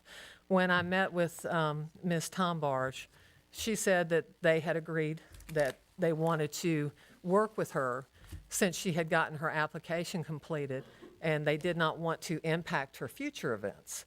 But my thoughts are, if she doesn't get this conditional use permit, then her future guests are even more impacted. 30 seconds. Because the people will have less time to find another venue. Lastly, we put our trust in our city officials to follow the established ordinances and laws that are in place, not to choose to overlook them. Thank you for your time. Thank you. The next person we have signed up is Melvin Sweeney. Folks, I know it's hot in here. I apologize. We don't have any control of the thermostat. I've sent several emails hoping I can get a response, but I haven't yet. Thank you. Hello, I am Melvin Sweeney. I live at 302 King Square, Stanton, Virginia. So why am I here? My wife and I bought and owned and built in the first 3 sections on Mosley and Hopeman Station. We currently own 34 units in Hopeman Station, not 1, but 34. It's public record. And I'm here to protest it 100% about why are we even considering putting a venue like that there. We have a venue like that at Expo. To me, this is a small expo. And I don't know the zoning. I know the zoning, but can she go and start selling guns out of there? And she builds a pavilion and has a gun show on Saturday and Sunday. Can she go in there and have hot tubs being sold on Saturday and Sunday? I know from knowing some people that work at Expo that is hugely profitable. And so who's going to say that if she gets this zoning for events, those are events also? With me owning those 34 units, and the lady that lives on Mosley is a tenant of mine. She says she's been there 22 years. I have more people there than you can imagine and they're there because they rent there or they own there because they feel safe. They come home in the evening from work or whatever, and they feel safe. They don't want to live next door to a party. And you talk about noise, and I won't take the time to do it because I wouldn't have time, but I have a stack of complaints against the noise. People that are adjacent to that says that they walk across their floors and they can feel the vibration in their floors. That'll take a picture on the wall and vibrate pictures on the wall, that's how loud it is. That is a community of families, and we need to protect that, in my opinion, completely 100%. I have been going through Hopeman Station for 25 years, and I go down there probably once a week for that time period. I have 2 full-time people that work for me that take care of my rental houses there, my rental properties there. And I know that they know every one of my tenants, but I also know the people that live further in off of Mosley. And they bought there because they feel safe. And I would hate to get rid of that. If you go down there between 8 and 10 in the morning, look at the people that are walking the streets, whether they're my age and all of y'all could be my grandkids except Mr. Klon. So with that, people walk in the streets in the morning between 8 and 10 all the time. And in the evenings, you should see them pushing their grandkids up the street or whoever. Children riding their bicycles. There's more electric scooters and bicycles on Mosley than you can possibly imagine. 30 seconds. So with that, the security issue and the drinking of alcohol, I'm very proud to say I do not know of ever having a policeman go in Hopeman Station where there was an incident. And the more drinking you have, the more people, it's going to happen, period. Thank you very much. Thank you.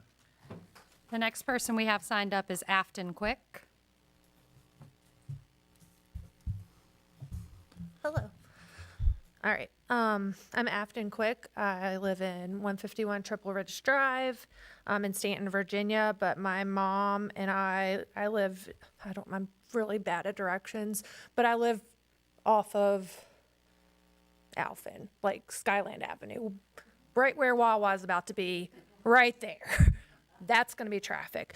Anyways, thank you for allowing me to speak. I've lived in the neighborhood since 2000. I've known Jill forever, half my life. One thing she's taught me is how to run a business and how to be a respected person in my now grown life. And yes, she is a strict parent. Trust me, I would know. As she stated, this is her home, a place where I also call my second home because I'm there all the time.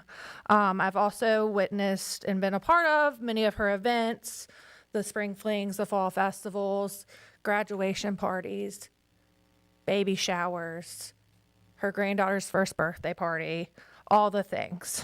I'm kind of bouncing around because everybody's made points. And she's now opening her home because she does live there, to the community, and it's bringing revenue to the city. I've experienced firsthand how she treats her guests, and I think the continued use of Mimosa Farms is a great addition to the community. I've been able to meet a lot of different people who come for the Airbnbs. It's been really a cool experience. She also supports small businesses, and that does not go unnoticed. As a longtime resident, I believe Mimosa Farms has been a good neighbor and has brought value to our community. I respectfully ask that you approve the conditional use permit so Mimosa Farms can continue the positive work it has done so far. Thank you. The next person we have signed up is Kaylee Watts.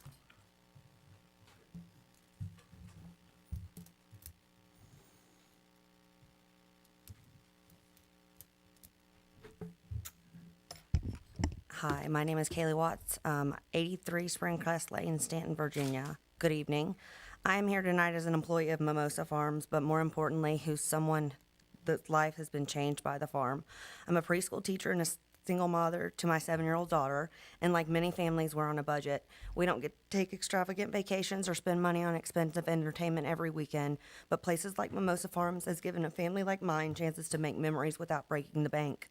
Because of Jill, my daughter has experienced things that she may never have had the opportunity to. She's learned about animals, explored nature, and laughed until her cheeks have hurt. She's made memories that she'll carry with her forever, and as a mom, I can't put price tags on that. The farm isn't just a special place to my family. I've watched it become a special place to where people come together. It's filled with love, laughter, community, and places where family can step away from the stress of everyday life, put their phones down, and simply enjoy the peace of Waynesboro. As someone who works here, I've been able to have the privilege of seeing what happens behind the scenes. Jill doesn't just support her business, she supports everybody around her. Every event helps local photographers, florists, caterers, bankers, musicians, retail companies, and other small businesses thrive. She also spends time helping our students with FFA to learn about our agricultural animals and how caring goes into the farm. She creates opportunities for the next generations while preserving the architectural roots of our community. I've watched Jill pour her heart, her time, and everything she has into this farm. She's worked incredibly hard to build something that welcomes everyone. Tonight, I'm simply asking you to look at the lives that have been touched because of Mimosa Farms. I hope you support the conditional use permit so the farm can continue bringing people together and support businesses, educating our youth and giving families like mine a place to make memories that will last a lifetime. Thank you. The next person we have signed up is Caitlin Venny. It's Beanie, thank you. Sorry. No, it's fine. My name is Caitlin Beanie. I live at 2006 Rosser Avenue in Waynesboro. And good evening, everyone. I'm here to speak in support of Mimosa Farm. On the evening of July 14th, shortly after 9:00 p.m., I was leaving after visiting Joe Wallace when I had to come to a complete stop shared in that shared driveway. The neighboring property owner was accompanying his grandchildren as they rode their bikes in the road, and I waited until they had safely moved out of the roadway so I could pass. That experience reinforced something important to me. Mimosa Farm operates responsibly and with consideration for its neighbors and the community. Visitors are able to slow down, be courteous, and safely share the road with others. Mimosa Farm is much more than a business. It is a place where people gather for weddings, celebrations, community events, support groups, and local fundraisers. It brings people together, supports other small businesses, and contributes positively to Waynesboro. Based on my own experience, I believe Mimosa Farm is a valuable asset to our community, and I respectfully ask that you support its continued operation. Thank you for your time and consideration. Next is Wesley Hilbert.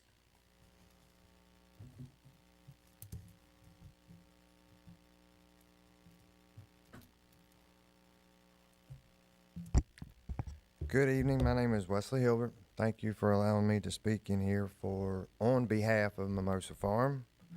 I got to know Jill about 6 years ago when she was starting to do some of the updating. And so I've continued to have seen how the property has grown, increased, and have also been there for many of the events that have been held as part of the staff. I help with the parking, and if need be, we can add extra people to help with the parking to take care of that. And as far as the noise, I'm not sure what 75 decibels is, but as far as the time frame, me, myself, I take walks in the morning early, random times during the day, and being that I'm there a good bit, I take walks in the surrounding neighborhoods, and I have noticed noise at 9, 10 o'clock, just about like that comes from Mimosa Farm as well.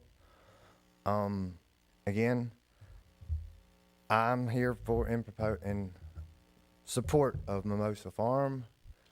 I really don't, that's it, thank you. Sir, can you just tell us your address, please? I'm sorry. 95 Vance Road, Bridgewater, which is still Augusta County. Thank you. Thank you. The next person signed up is Brian Grogan.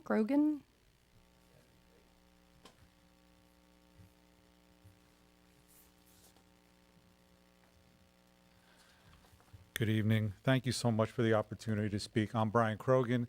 I live at 542 Winding Way over in the Charleston Park development. I respectfully oppose the proposed conditional use permit for an event venue within our quiet, tranquil residential neighborhood. I just want to do a quick fact check. From my house, I can have a clear view of Miss Wallace's property. There's no vegetation in the way. That's indicated on that GIS. In addition, the pool was advertised as a rental at one point in time. Individuals could rent the pool if they wanted to. Just wanted to put that out there so we're all on the same page. While I appreciate the applicant's desire to use the property for these purposes, the proposed use is not compatible with the residential character of our neighborhood and our community. Event venues are event-based commercial operations that can generate significant traffic, noise, parking demands, and activity levels beyond what is typically expected in a densely populated residential area.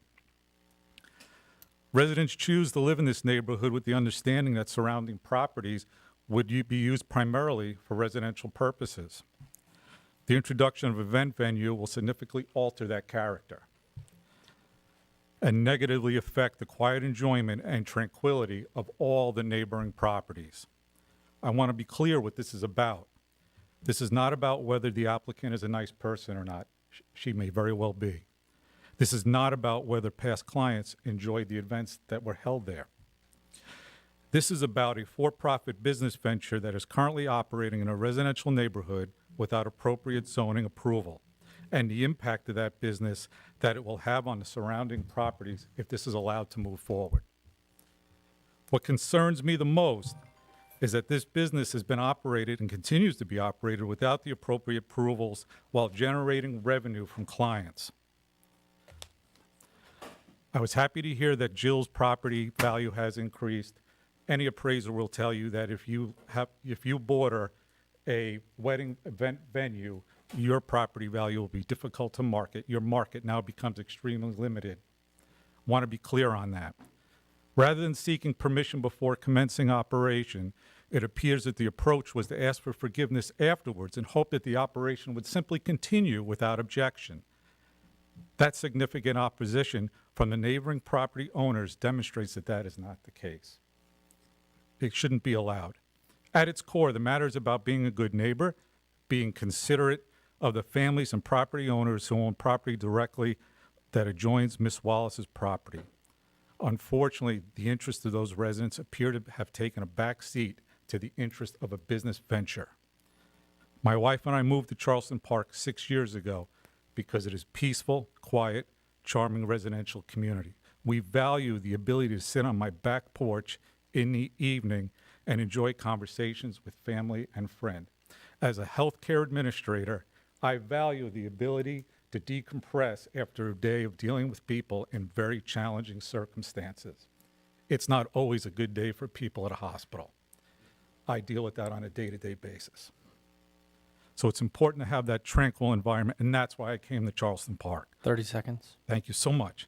Approval of this conditional use permit would fundamentally change that character. My family has already suffered through the loud noise and music, the most recent on July 11th. Under this proposed permit, she'd be authorized to host up to 100 events annually with 100 guests.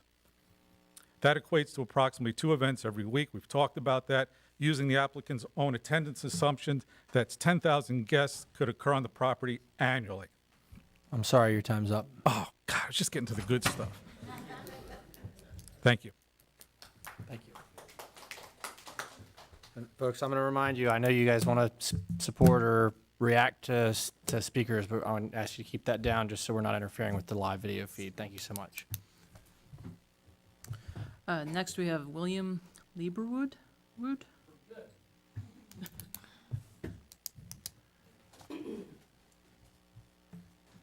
My name is William Liebenrud, and I live at 512 Winding Way. And I'm here to oppose what's going on. It has nothing to do with the character of the individual that is operating her business. However, being retired in the corporate world myself and doing consulting now, I can tell you this. You can sugarcoat anything to make it sound good. But it's a slippery slope, and it's a snowball rolling down the hill. Somebody mentioned the fact that what we're scared of is being scared of the noise. Well, I can tell you this. On July 11th, my windows were rattling, and my dogs thought there was a thunderstorm. I thought, well, you know, maybe the Moose Lodge is really having a big to-do tonight or something. I barely hear them once or twice a year. This rattled my windows. Another big concern of mine is I've never been to a wedding before that didn't have alcohol. I don't know if that's good or bad, but it's a fact. When people drink, they do things that they normally don't do, and I have witnessed that in the past. And that concerns me living in a neighborhood that we live in that has children in it. We bought this house in this neighborhood because it was a quiet place. It's allowed us to travel and have a quiet place to come home to, but obviously not so much anymore. Especially if there's going to be a total of 48 events that could possibly have this kind of noise in the evenings. So I just, again, would have to say I would have to oppose this, and hopefully it resonates with everybody else. One more thing. I've noticed also that most of the people that have stood up for Mimosa Farms don't even live in the neighborhood, which I find really kind of ironic. But, hey, it's the way it goes. Thank you. Thank you. Next is Sharon Barrett.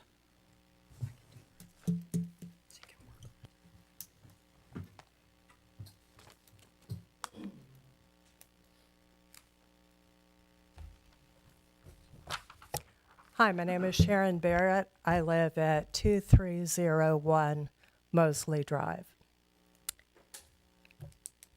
Mimosa Farms' original application for a conditional use permit was amended to include the plan to build a road from Mosley Street to the property. The proposed roadway is a city-owned right-of-way between 2332 and 2300 Mosley Street. On one side of this right-of-way is a single-family residence, and on the other side is a triplex apartment building. The right-of-way and green space is currently an area where neighborhood children play. The creation of a road here would only serve to transfer the traffic problems from the quiet, established neighborhoods on Chase and Alphen to Hopeman Station, which is also a quiet, well-established, and much more densely populated residential neighborhood. Approximately 2 weeks after submitting the conditional use permit application, the owner of Mosley Farm arranged to be interviewed or filmed by American Dream TV for broadcast on HGTV, the Travel Channel, and streaming platforms. By seeking national exposure, it would certainly seem that there are plans to expand exponentially, especially given the owner's background in business development, sales, and marketing. It is my hope that the members of the Planning Commission will ask themselves how granting this conditional use permit, along with the construction of a new road off a residential street, would in any way support their mission statement of improving the quality of life in existing neighborhoods. There are literally hundreds of people living in the neighborhood surrounding Mimosa Farm who will be directly impacted by increased traffic and noise from this venue. Should their quality of life be undermined in order to satisfy the commercial interests of one individual who chose to develop an event venue on RS-12 zoned property?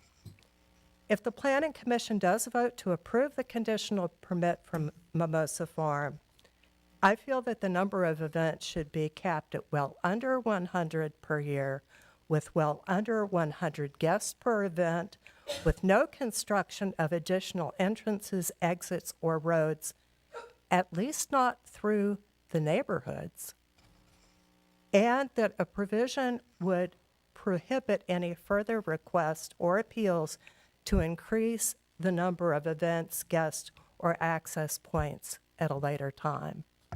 Thank you for your consideration. Next is Therese McIlner. Sorry about that.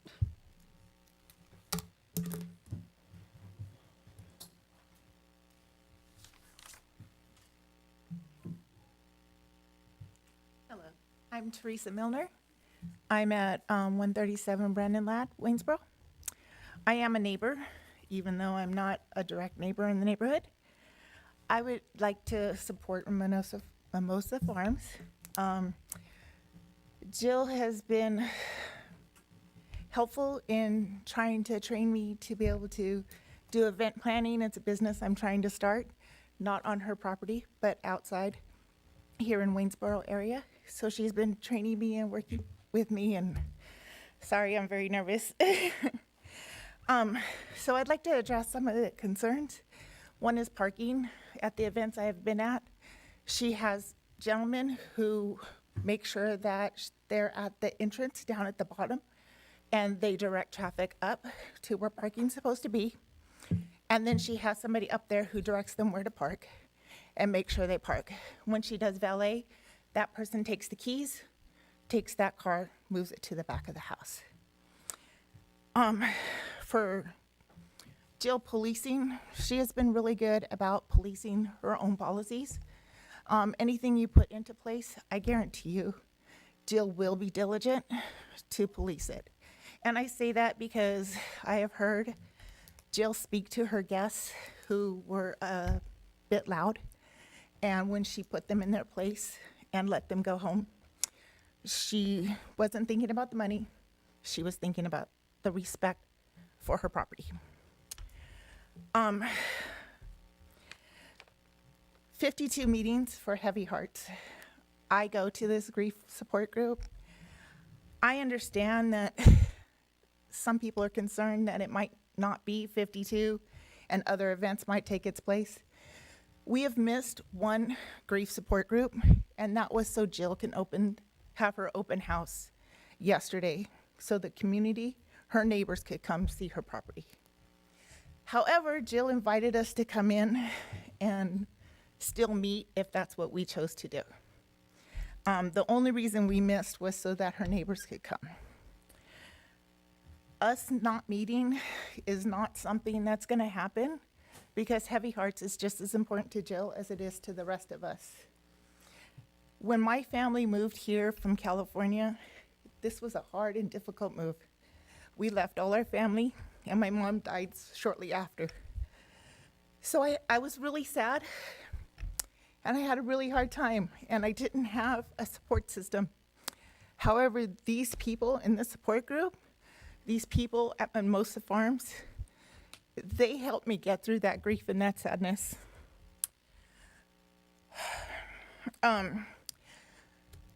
One time Jill asked me, what's a good restaurant? These people are asking me a restaurant to go to. And I suggested something in Stanton because it's one of my favorite restaurants. I think it's a great restaurant. And she said, absolutely not. It has to be something in Waynesboro. Jill will never, ever suggest anything outside of Waynesboro because this is her home. This is our home. This is something we want to build up. Not only is it her home, she cares about the community, she cares about the people, she cares about the service in this area. She cares about the kids in the neighborhood. She cares about the people who live next door to her. 30 seconds. Thank you. And I just want to say, I did attend a wedding at Jill's where there was absolutely no alcohol. Thank you. The next person signed up to speak is Daniel Long.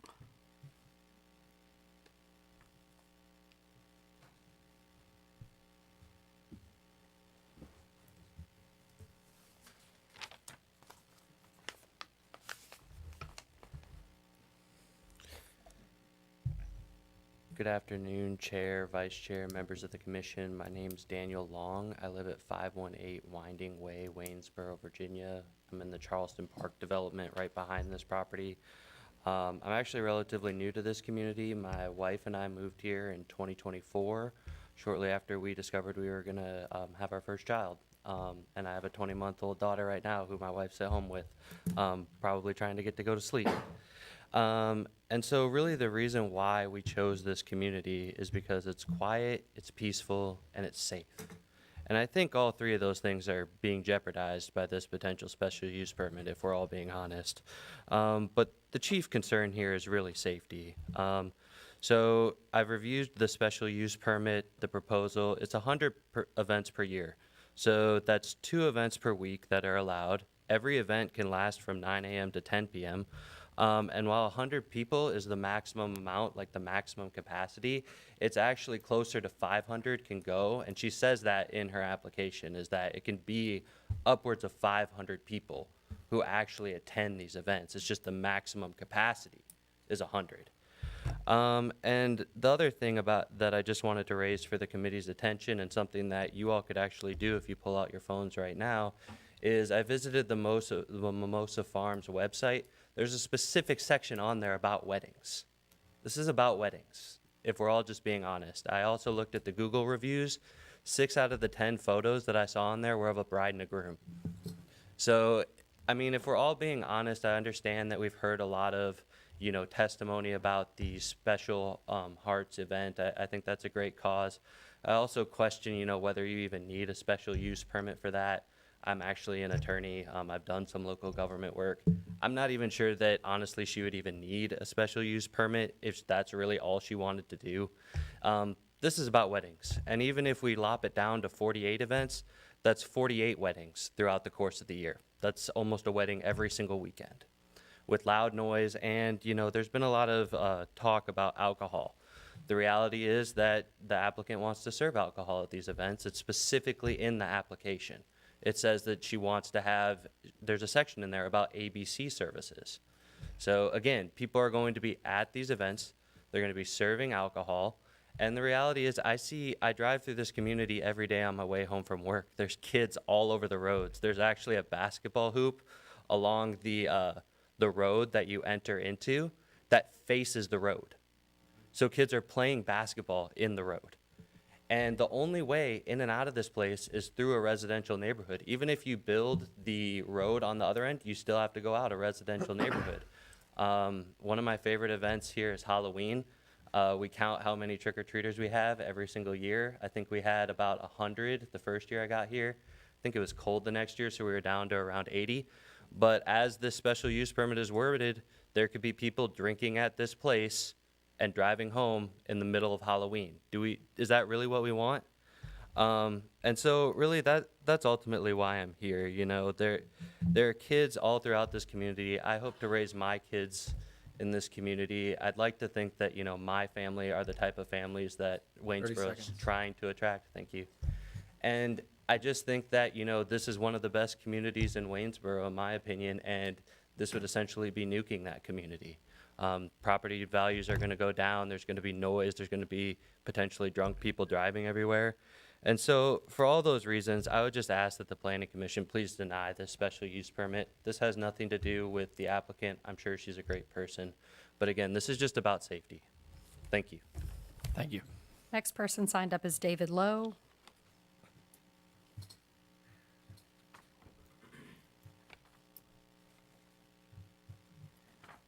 Good evening, David Lowe, 205 Mayfield Lane, Waynesboro. First of all, I want to say thank you for continuing to make an effort to listen to us. I know it's warm in here for you, and I just appreciate the effort that you're making to hear our concerns.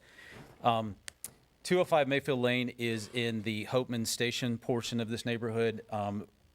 The property in question, I would say, is about roughly a quarter mile as the crow flies to our house. I was informed a couple of weekends ago that the music that we were hearing at this location was coming from Mimosa Farms. And if that was true information, I would say that we definitely could hear the music, and it made me consider maybe what some of the residents on the more directly adjacent properties were hearing. And I can understand especially their concerns.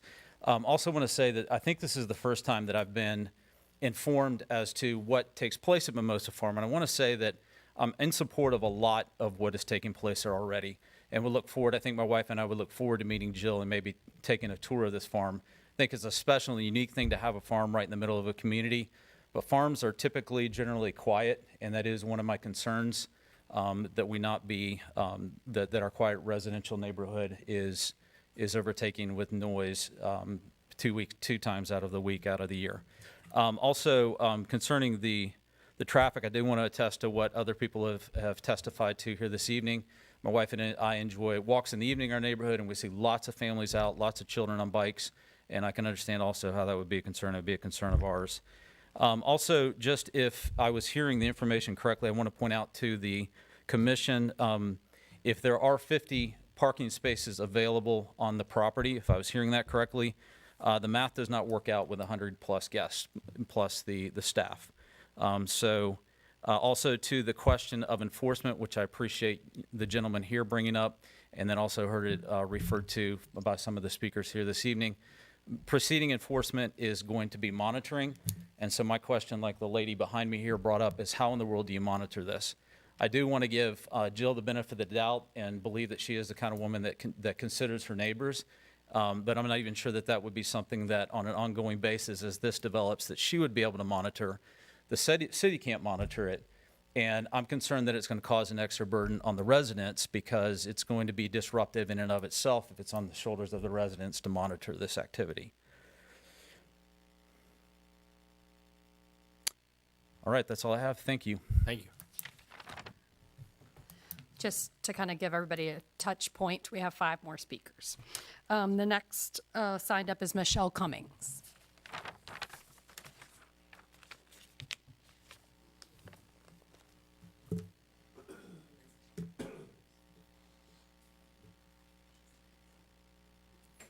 Hi, my name's actually Brandy Michelle Cummings, and I live at 508 Burn Street, Churchville, Virginia. Hey, sweetie. Good evening. My name is Brandy Michelle Cummings. I'm the founder and executive director of the Donation Station, an Augusta County nonprofit. I'm not here because I want to argue about permits. I'm here because I want you to understand what Mimosa Farm means to people like me. When I first came to Mimosa Farm, I wasn't looking for a venue. I was looking for a place where people could get together, heal, and know that they weren't alone. As a wheelchair user, accessibility determines whether I can be included or left behind. I approached Jill with the idea of building a ramp, and before I could even worry about how we'd make it happen, she saw the need and got to work. There was no hesitation, no discussion about whether it was worth the expense. She simply saw a person who needed access and made sure it happened. That's who Jill is. She has never charged me a single penny to host at Mimosa Farm, not once. In fact, it's been quite the opposite. She has continually given more than she has received because she is a people person, and she believes that people matter. Since October, every single week, I've had the incredible privilege of hosting Heavy Heart Sight snacks at Mimosa Farm. Week after week, people walk through those gates carrying grief, heartbreak, addiction, trauma, and burdens that are far too heavy to bear by themselves. They leave knowing that they're seen, they're heard, they're loved, and that there will always be a seat at our table waiting for them. I'm pretty sure that I've hosted more events at Mimosa Farms than anyone else. We have held more than 50 Heavy Hearts Light Snacks meetings there, along with my vow renewal this past June.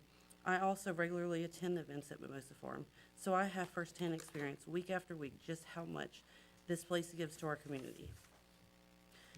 Over the last several months, I've watched strangers become family. I've watched people who walked in unable to make eye contact leave smiling.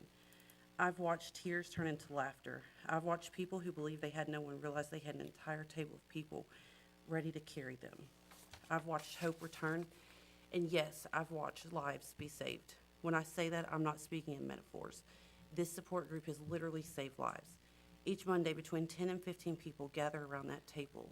Some are grieving, some are battling addiction, some are carrying trauma, some are facing depression so deep that they don't even know if they can make it another day.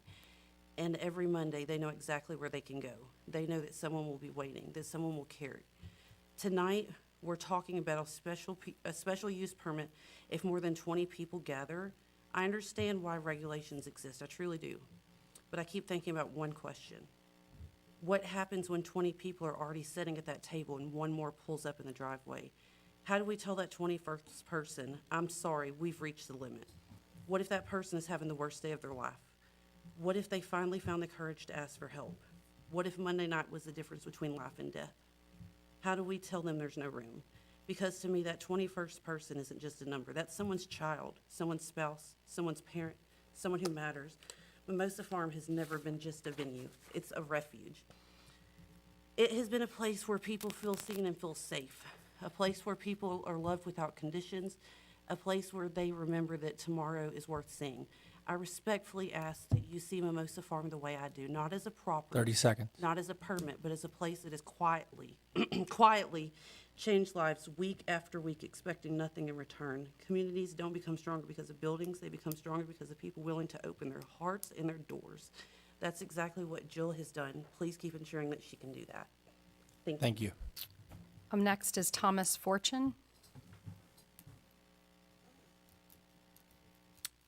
Okay, next is Cindy Bowles.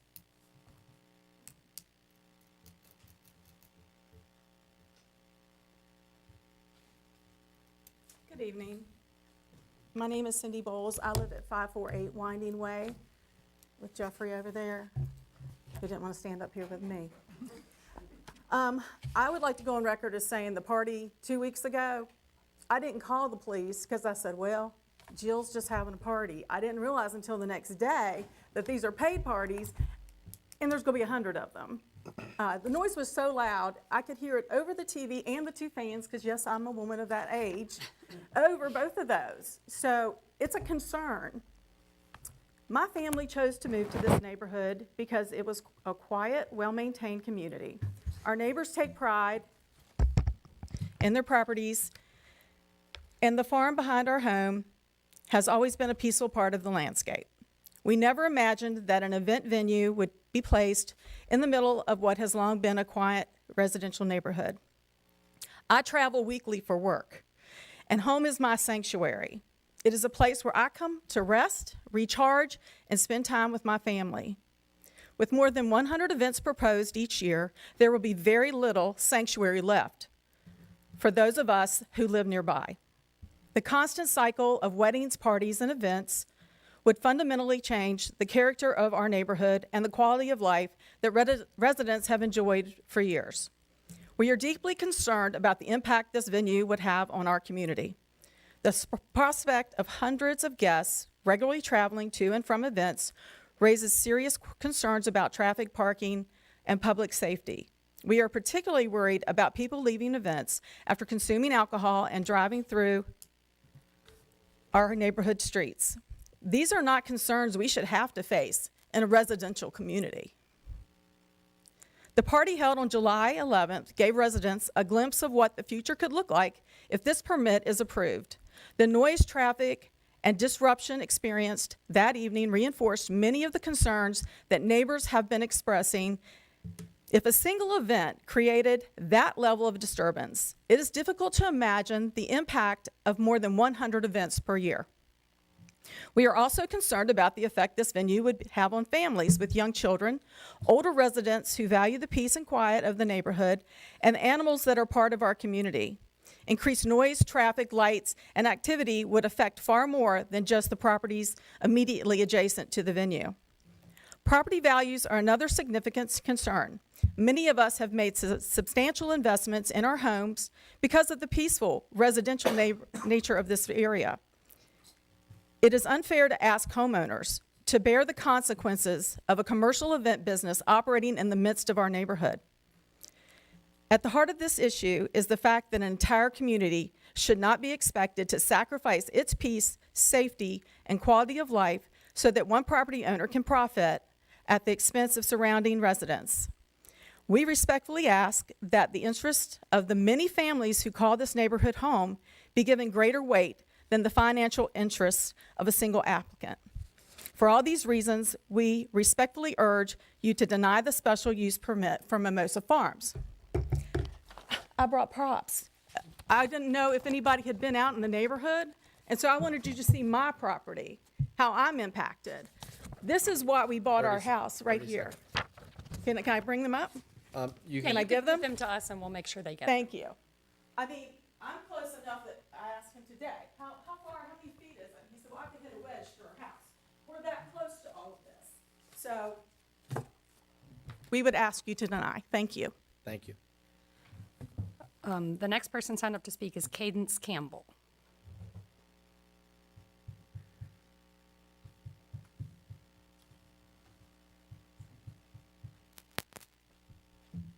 My name is Cadence Campbell. I live at 201 Loudon Avenue in Waynesboro. I recently moved there. Before that, I did live in the neighborhood where Mimosa Farm is. I have a connection of being a neighbor. I also work on Mimosa Farm. Jill, when I was starting my business, she helped me. She is that kind of person, the kind of person that looks out for other people. In that aspect, she looks out for her neighbors.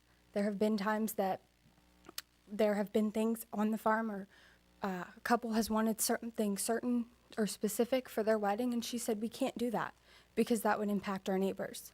She thinks of others. In that regard, I understand that there's a concern for safety. I don't think that you can have a concern about there being more traffic and things, and she has a resolution to it, and then you don't like the resolution. She's trying to solve the problems, and I think that that should definitely be taken account of. Yeah, thank you. Thank you. And the last person we have signed up is Katie O'Donnell.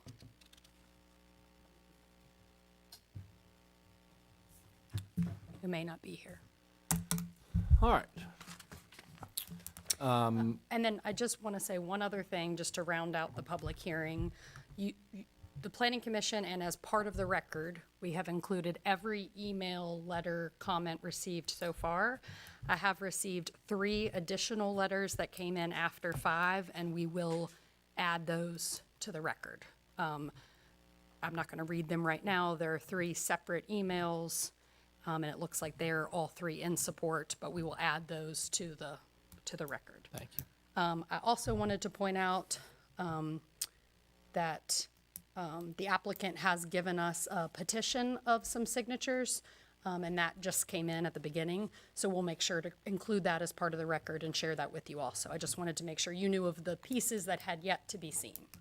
And it's just a general petition in support? Yes, general petition in support. It lists like names, addresses, a support, neighborhood, whether they're a resident or not, and some signatures. And do you have a guess as to approximately how many signatures are on there? 18, 19, 20.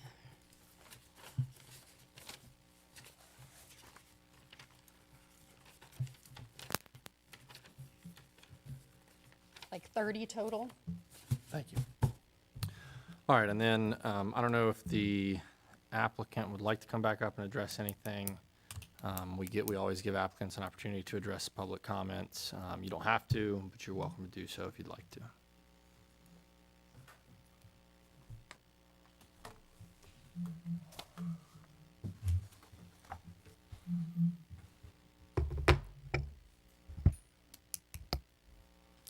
When I first applied for the CUP, I was asked by the people that work for the city, how do your neighbors feel about this? And I said, oh my gosh, I have a great relationship with my neighbors. I think it's perfectly fine. I think they'll be thrilled. I've had one neighbor's daughter get married there. I've had others utilize my business for other reasons.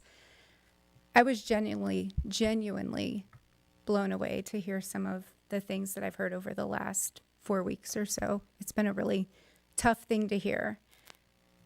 At the end of the day, I have made several changes to my application to try to accommodate the things that I've heard from my neighbors. But it is my business, and it is what I retired to do. And I hope that you'll listen to everything that you heard tonight, the facts, and take a good look at the application, and take a look at the way that I've run the business for the last 6 years, and take that into account. Thank you. Thank you. All right, with that, I'm going to close the public hearing for the conditional use permit as set forth on the agenda. Do we have comments? Do we have motions? I'm going to address the elephant in the room. I've heard a lot about this July 11th party. With the baby shower. And from everything I've read, everything I've seen, it sounds like it was a one-off. Well, no, we're public, we've ended the public hearing. We're going to make whatever comments we're going to make. You guys will have an opportunity to address city council with any feedback you have about anything we have to say, anything the applicant has had to say, but this is our time to say our piece, and we're going to let it be. But, yeah, I'd like a little more information about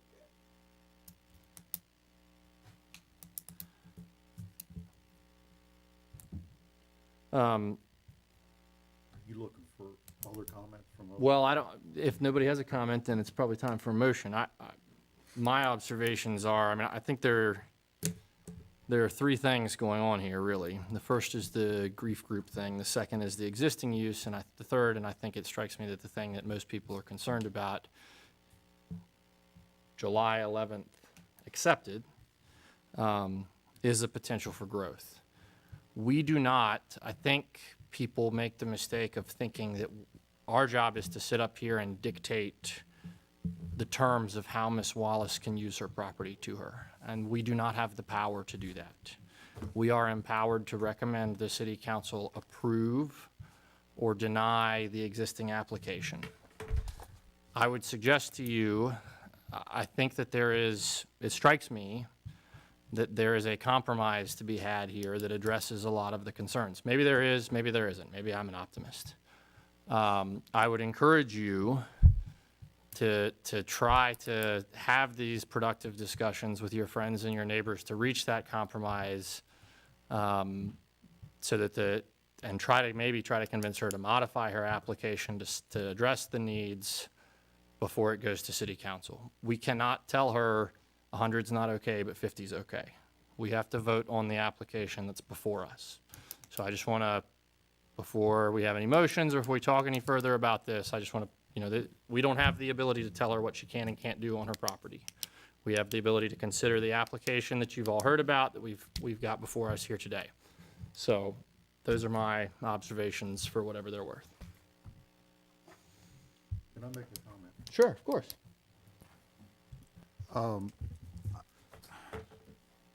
I think Mimosa Farm is the farms, I guess, plural, has been doing some great things. I mean, the grief groups, I think, is fantastic. I think it's great to give people that need that a place to go. But there's something else going on here on this noise thing. I asked about it earlier. I didn't really get a good answer there. But like I mentioned, I talked to neighbors, and these were not a list of neighbors that somebody said, you need to talk to this person or this person. No, My wife and I are camping this week at Shenandoah Acres. And I thought, this is important enough where I'm going to come into town, this long drive, 10 miles, but I want to come into town and I want to talk to some people. So I spent an afternoon a couple days ago knocking on doors. And like I said, everybody brought up the noise.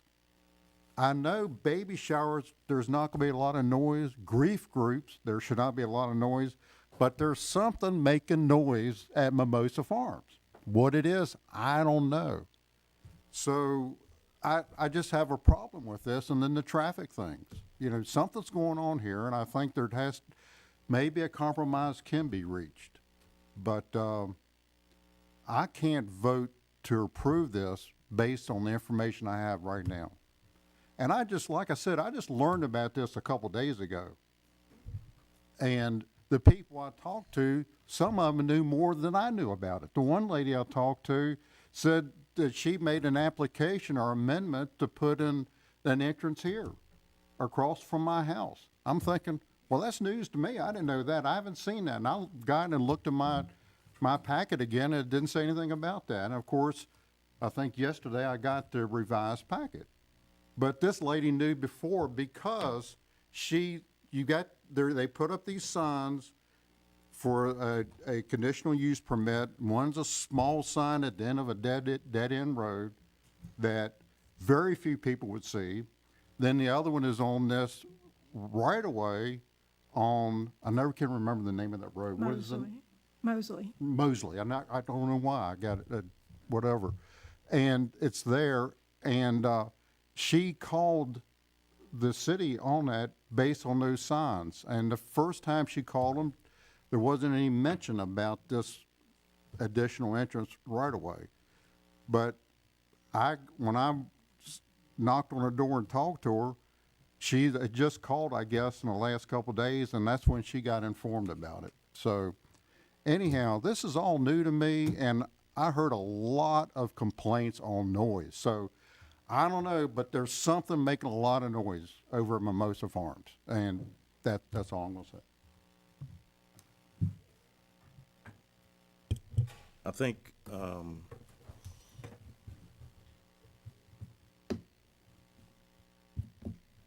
we have a duty, and I'll speak to what the chair said, to examine what's presented to us and before us. And the staff did a outstanding job compiling the information for us to review, working with the applicant, amending the application. So I depend heavily on staff in these cases to ensure that we have what we need to make a decision. There were some things said that I'll talk to staff later about some ordinance or code violations. I'll ask those questions later. But as presented,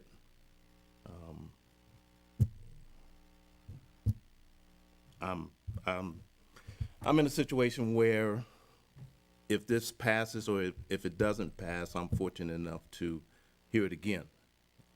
As my colleagues don't have that, I understand that and I realize that.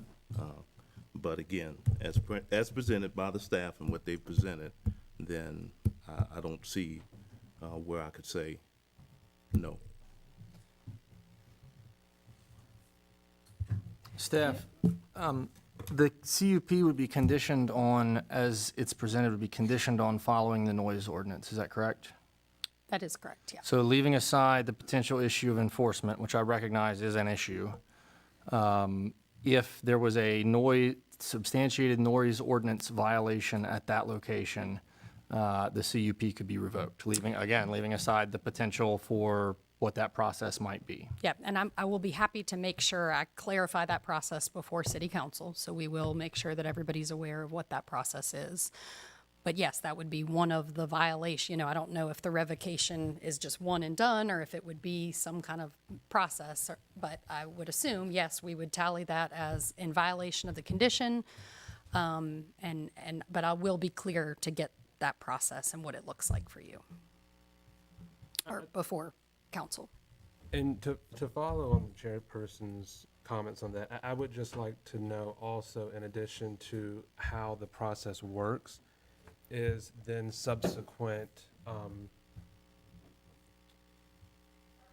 possible causes for other violations or other actions against the landowner if violations were to continue after an ordinance has been breached. I think that process plan and enforcement protocol, and maybe that looks like working with community, landowner, and staff to make sure that that process and those enforcement steps are appropriately laid out in a way that appropriately reflects what comments he worked. Yeah, I mean, I can tell you how it ends. It ends with people getting summons to district court. Okay, well, So, that works. I mean, that's, I know because I see them, because many of you don't know this, I'm an attorney, so. That's the eventual ordinance, Yeah, I some mean, ordinance if revoked, violation. I don't know if we have the ability to Right. then do a fining process. Right, I'd have but- to check into all that, but eventually, yeah. Eventually, the eventual outcome of repeated ordinance violation can be criminal.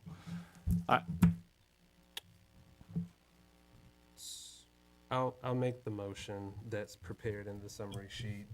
I move that we approve the application with the following conditions as set forth by staff and might be appropriate for a roll call vote. All right, I'm gonna add to your, or make the suggestion to staff that before, that when this comes to council, I think it might be wise to have clear information about both enforcement and potential remedies. Yes. Could that be set as a condition of the approval of the application? So I think that, you know, as the Planning Commission, you are voting on the application. Correct. You can certainly recommend additional conditions that you think council should consider. I think that what I'm hearing from Chairman Flory is, you know, it's kind of an additional thing that he's suggesting or saying that the Planning Commission would be recommending that staff evaluate so that in our presentation and in our communications to council, we're very clear and the public is then clear about what the revocation process looks like. And I'm sorry I don't have that in front of me and would need to consult legal counsel about that. As usual, I was not clear, but you understood what I meant. Yes. Thank you. Yeah, of course. All right, we have a motion on the floor. Do we have a second? I'll second. All right, we're going to do a roll call vote. Roll call vote. Mr. Gibson. Aye. Mr. Klon. No. Myself. Aye. Mr. Stewart. Aye. Mr. Lee. Aye. Ms. Keller. No. All right, the motion carries, the motion on the table carries 4-2. And just so everyone's clear, this is in another public hearing. The same process will happen again before City Council, and that is currently planned for their first meeting in August, which is August 10th. Is that correct? That it is the first meeting in August? Yep.